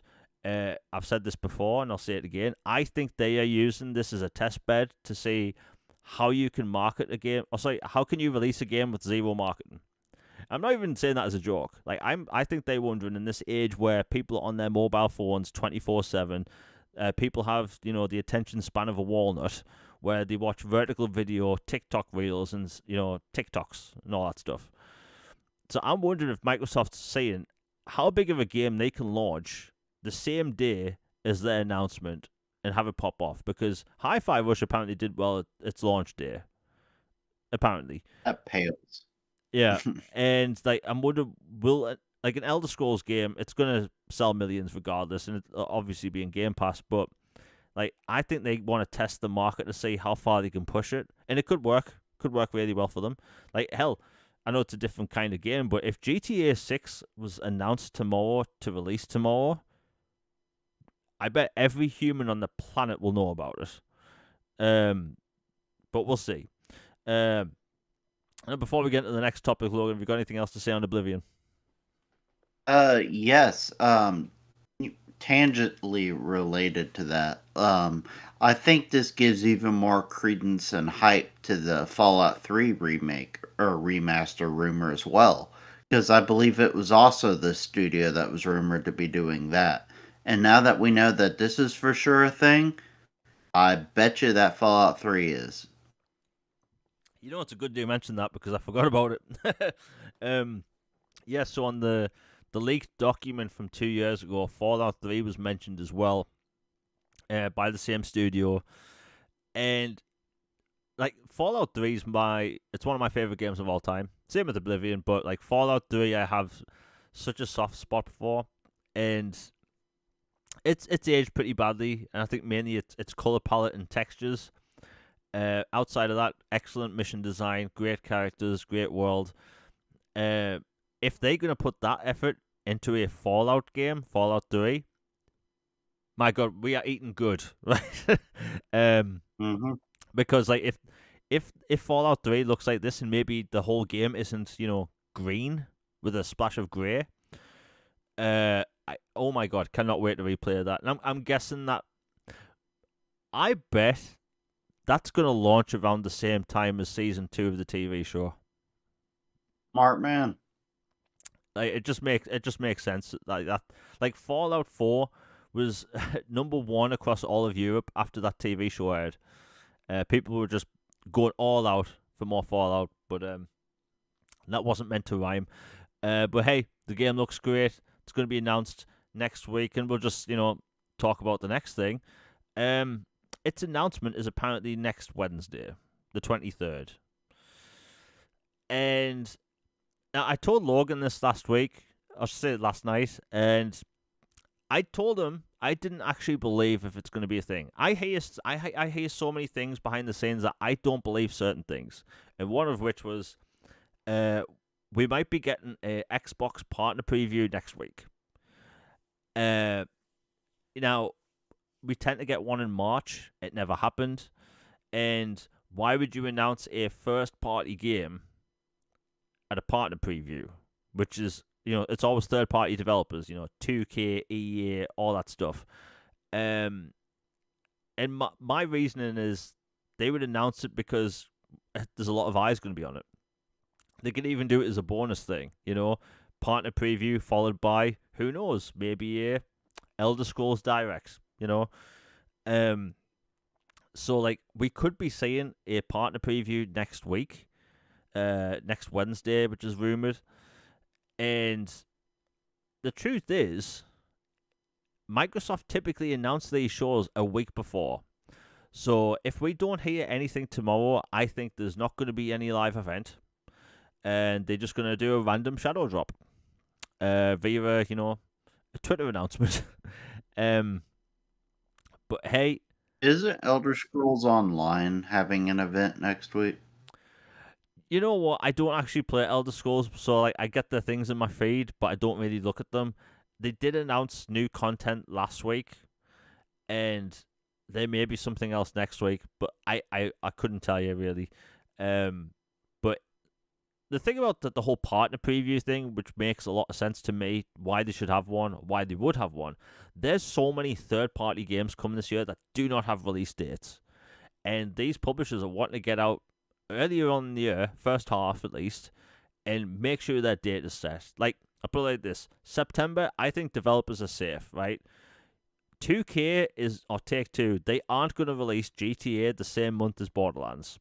So, like, September, completely safe. And I think 2 weeks after that game comes out, people are safe. August, safe. July, June, May, obviously safe. I think late October is going to be a very dangerous time for developers because, my God, like GTA, I'm guessing will launch in the second half of October. And we don't know what the landscape's going to be like. But it will be wait to see what's going to happen because like I haven't seen anything concrete that leads to a partner preview. But considering with the Final Fantasy rumors, which we've gone over a billion times, like if you're going to release 2 Final Fantasy games in 1 year on Xbox, you're kind of going to have to announce one right now, right? Maybe for July. July would be the best place for Final Fantasy 16. 7 Remake has already been announced for Switch. So, like, a partner preview just makes way too much sense. Logan, even though, like I said last night, like I don't know if I believe it's happening. It seems like there should be one. Like, I don't know. There's something feels off, if that makes sense. Yeah, like you brought up Final Fantasy again, and that's a good point. This would certainly be a great time to announce at the very least 16. Everybody knows it's coming to Xbox. I mean, even the studio head and all these other people involved with it have said, "Yeah, we want it on Xbox," or we want as many people to play it as possible. And then 7 has been reported by multiple people that are well known and knowledgeable that it's coming as well at some point and later this year probably. So, TikTok, TikTok, you just had the Switch event and it was announced there. Maybe there was some reason they didn't want to say, oh, and Xbox as well, around that. But it time is of the essence. I think it makes sense. There was supposed to be something in March. For some reason, it was punted. So, yeah. If you don't want it to feel like well, why wasn't that just in your June show? You need to get something out there pretty quick. So, I'll go out on a limb and say I think there will be something next week. Even if it's like a minor little brief snippet show thing. Like I think there'll be something. Yeah. It could be copium. Uh, will it? A Will it? BC batch next Yeah. week. It's Like, happening. like my God, if they want to announce like just a random BC batch next week and that's it, I'll be happy. Like, oh, by the way, that Elder Scrolls game it's coming, and here's some old Activision games. I'll be happy. I would be euphoric. Yeah. Um. Just because, like, my God, I've got these Transformers games here, literally wrapped, and I really don't want to peel that plastic off them to put on my 360. My God, but yeah, it looks like it's going to be an interesting week for games, and you know, I'll go back to the whole whining thing about Oblivion. I bet when this game's shown off, let's say hypothetically next week at a preview event or whatever, like I bet a lot of people will shut up because that nostalgia is going to hit them. They're going to hear that music and maybe some of the cringe storylines from the side characters because some of the voice acting was terrible, but it's so good. That arguing and complaining will go away over the next day or so when it's announced, because Oblivion has some pure nostalgia. Like that, like the music you hear in Elder Scrolls memes, it's Oblivion music. You know, people remember that stuff. It's like muscle memory. Um, oh yeah, that biggest talking point really is the Xbox handheld, the Asus device. You know, Asus teased it, Xbox teased it, and like it would kind of make sense to have this thing announced at a partner preview because it's a partnered device. So Hmm. my theory is that the Asus Xbox PC handheld will be announced during a partner preview. I don't think they'll wait till the summer showcases. I think it'll be announced, this month. And remember, the Switch 2's out in the wild, with this announcement. We'll see what happens. So yeah, I do think it'll be announced soon. They kind of have to because like the whole tariff situation's a bit of a mess. I wasn't going to make this a topic, but may as well. So for people that don't know, over the past weekend, it was actually Sunday at midnight UK time. Sony announced the price of their consoles going up, and it's the base PlayStation 5s, the digital ones, and those are going up in price. And I've seen a lot of people blame the tariffs. The truth is, they raised the prices in 2022, and there was no tariff thing there. It's all about how the economy's changing and how currency exchange rates and all that stuff. Uh, I don't care what any of these companies says, and bear in mind, Xbox raised the price as well back in 2022 after Sony. You know, I think the whole pricing situation for hardware at the minute is a complete joke. You know, I think the Switch price is perfectly fine, but like the economy at the minute can't support these consoles going up to the prices they're going to because before the PlayStation 5 Pro came out, nobody was talking about the price of next gen consoles. And when they did, they never mentioned $700 at all. But when the Pro came out, people start talking about $700. Like Sony had set a new benchmark for what you can do for pricing, and I fundamentally believe you can't launch a console at that price. You just can't. Mid-gen, I get it. Maybe people are desperate. Maybe they want a more powerful console. Whatever. But I think this time around, the way the economy is, people can barely afford to eat. Eggs get memed, I see, in the US because of their prices. Like, I think the way the economy's working at the minute, like these consoles going up in price. Like, by the way, the price is going up over here. It's because Sony, Nintendo, Microsoft, all these companies, they do not have the cojones to raise their prices in the US. They just don't. Because Americans are kind of vocal and they'll bounce back on this, right? Whereas in the UK, Europe, Australia, they announced it at midnight, hoping none of us would bloody notice, right? Dodgy, by the way, effective but dodgy. And I think the way they did it was very shady, but they did it, and it won't happen in the US. Like Logan, what's your take on the whole situation? Because the prices were announced, midnight my time, for basically us and Australians, which would have been asleep at that point. Like, what's your take on the whole cost thing situation and tariffs and all that crap? Because it's a weird topic because it's affecting everything. But like when it comes to game consoles, it's a mess at the minute. Yeah, like about the tariff specifically, it gets even more confusing because it's like it's coming out that like certain things are exempt, like certain Yeah. electronics parts or this or that are exempt versus not. And then it's like, well, we had imposed some on this country, but now we're at the table talking to them. So, we're putting a pause on that.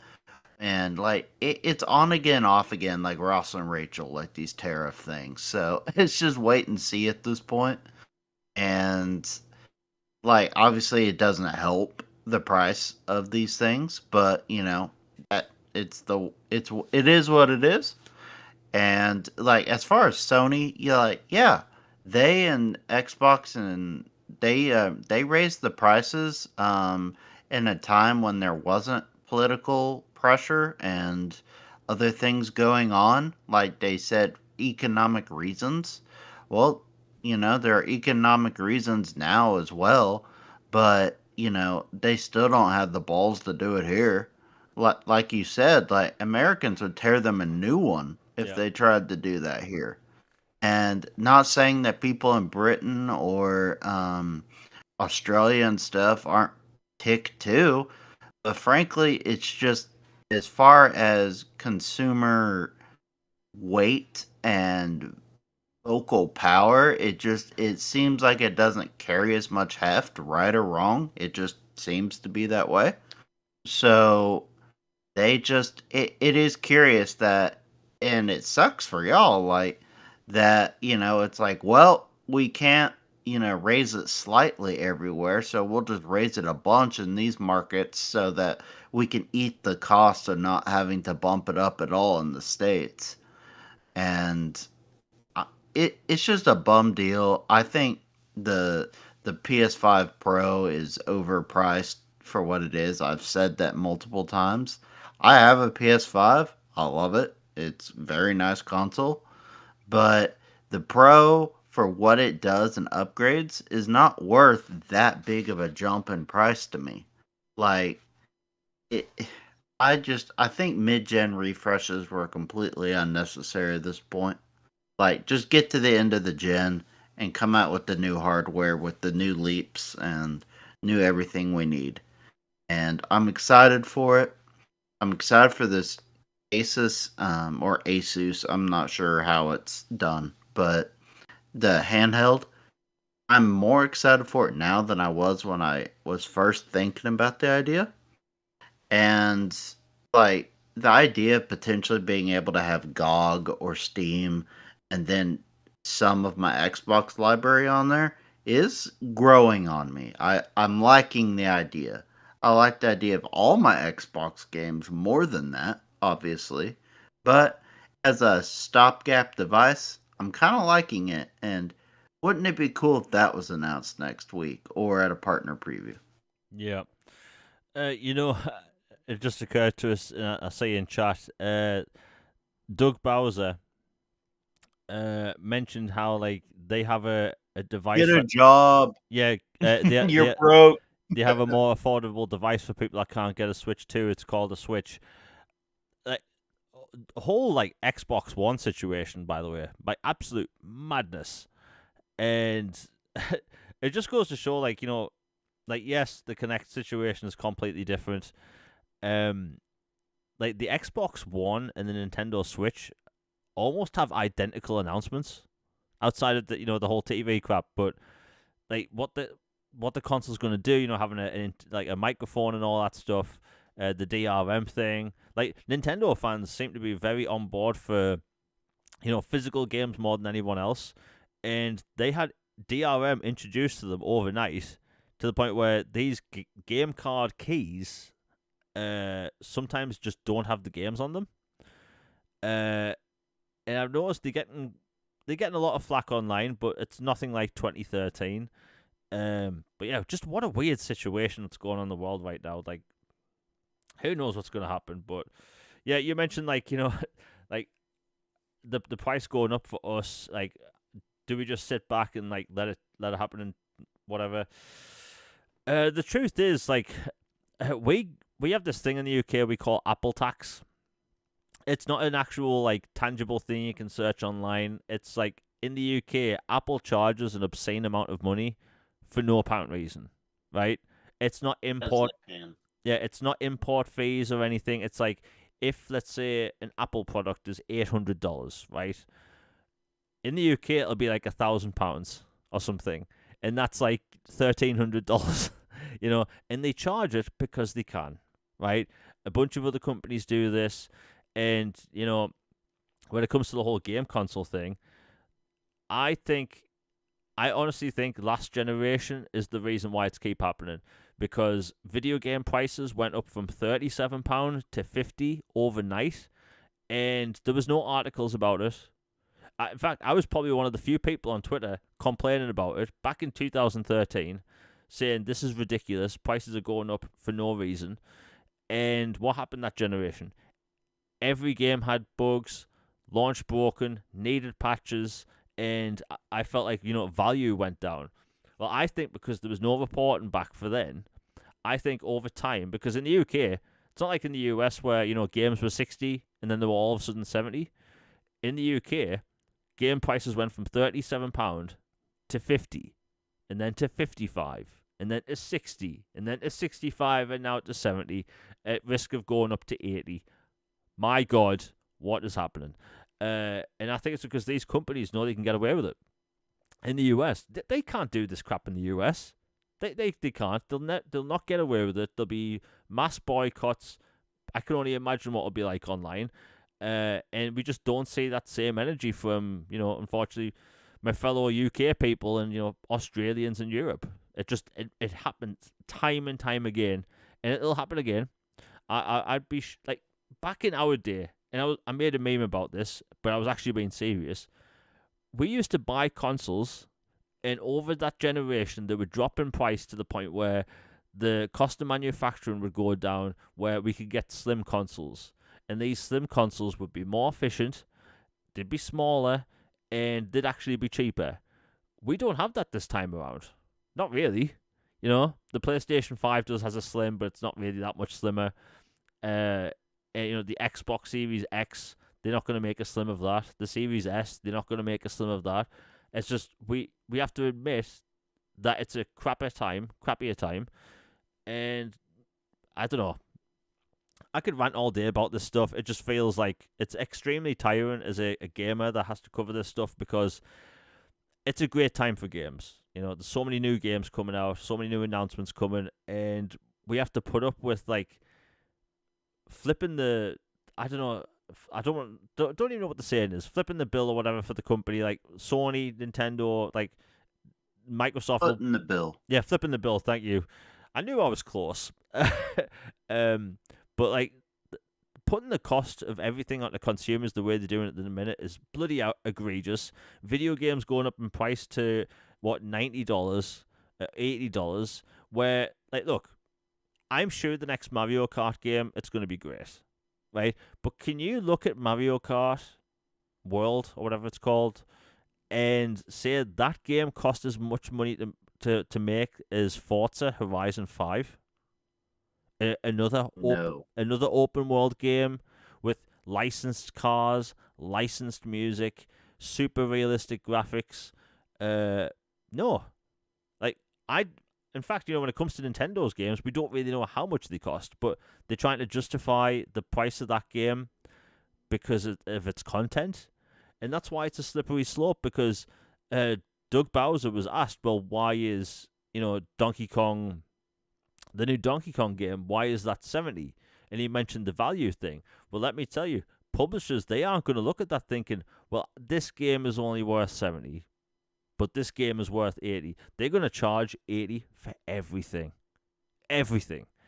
And myself and Logan, we've talked about price for bloody years now, and I've been beating this drum since 2020. The price of these games going to go up is going to hurt the industry. It really is. I hear more and more of people waiting for sales, not buying games day one because £70 is egregious. Never mind going up to 80. It's pathetic. It's sad. And this hobby, I constantly say there will be a gaming crash, and it'll be because of the price of games. And part of me wants it to happen. Tiny part of me, because at the minute the only games I say that are they work fully day one and the interesting is indie games and AA. I think would go maybe 2 or 3 years without any mega AAA games before the industry gets the crap together. Stop putting the cost onto us, because it shouldn't be my problem that a game developer has to charge, or shall I say, a game developer, it costs them $400 million for a video game. That's stupid. Video games used to cost $40 million for a big AAA game during the 7th generation, and now games are costing sometimes 4, 5, 6 times that. It's no, maybe I'm going through an old man yells at cloud situation, but everything that's happening in gaming right now, it's ridiculous. It really is. Anyway, I've been rambling about price for long enough. Logan, have you got anything else to say before we close out the show? Oh, I completely agree on the price. It's not our problem. Like that, these governments are putting mandates out there, or that leadership is incompetent, or there's engine problems, or you know hiring labor practices, or yada yada yada. It's a whole lot of not my problem. Like, just being completely blunt. Like, yes, I support the devs. Yes, I care and want people to have good jobs and good quality of life and employment. And, I want the companies to have, quote, success so that they keep making these things that I enjoy. But at the end of the day, their bottom line is not our concern at all. At the end of the day, like, they are making products that we enjoy, and we give them financial exchange for that. So the the idea of them continually cranking the price and screwing the pooch on the consumers is just getting rather tiresome. If they don't figure out something sooner than later, then it's like you said, there's a good chance that indies and double A are going to carry the torch for a while. Yeah. But it is what it is. We'll talk about it again next week. And maybe by this time next week there's been a showcase, or we don't know. But anyway, everyone in chat Hopefully. yeah, hopefully. Again, it could be copium, but you never know. But yeah, everyone in chat has been amazing once again. Logan, it's been great talking to you with this week again. Now, I want to say this: YouTube and Discord seem to be working a lot better now. My YouTube dashboard has been glitching all day. For people that don't know, I set up the show 90 minutes before we go live, and the dashboard has been refreshing itself all day. I don't know why. YouTube's clearly having some back end issues. So if audio has dropped at all for me, that's why. I don't know what's going on. But again, everyone in chat has been amazing this week. Please share, like, comment. It really does help the algorithm. And I hate doing these little ad things, but it really does help the channel grow. And I do plan on, growing the channel a lot more. Anyway, the link to our social media accounts are in the description down below. The link to my previous video, 10 biggest games coming to Xbox in April, is also in the description down below. There's 13 games in that list, not 10, but trust me, I think you'll like it. Anyway, we'll be back for a new episode all next week. Depending on if there's a live stream or not, I may cover it. I may live stream that as well. Who knows? We'll see. Follow us on Twitter. I'll keep people posted about what's happening. Anyway, we'll be back for a new episode next week. We're out, everybody. Peace.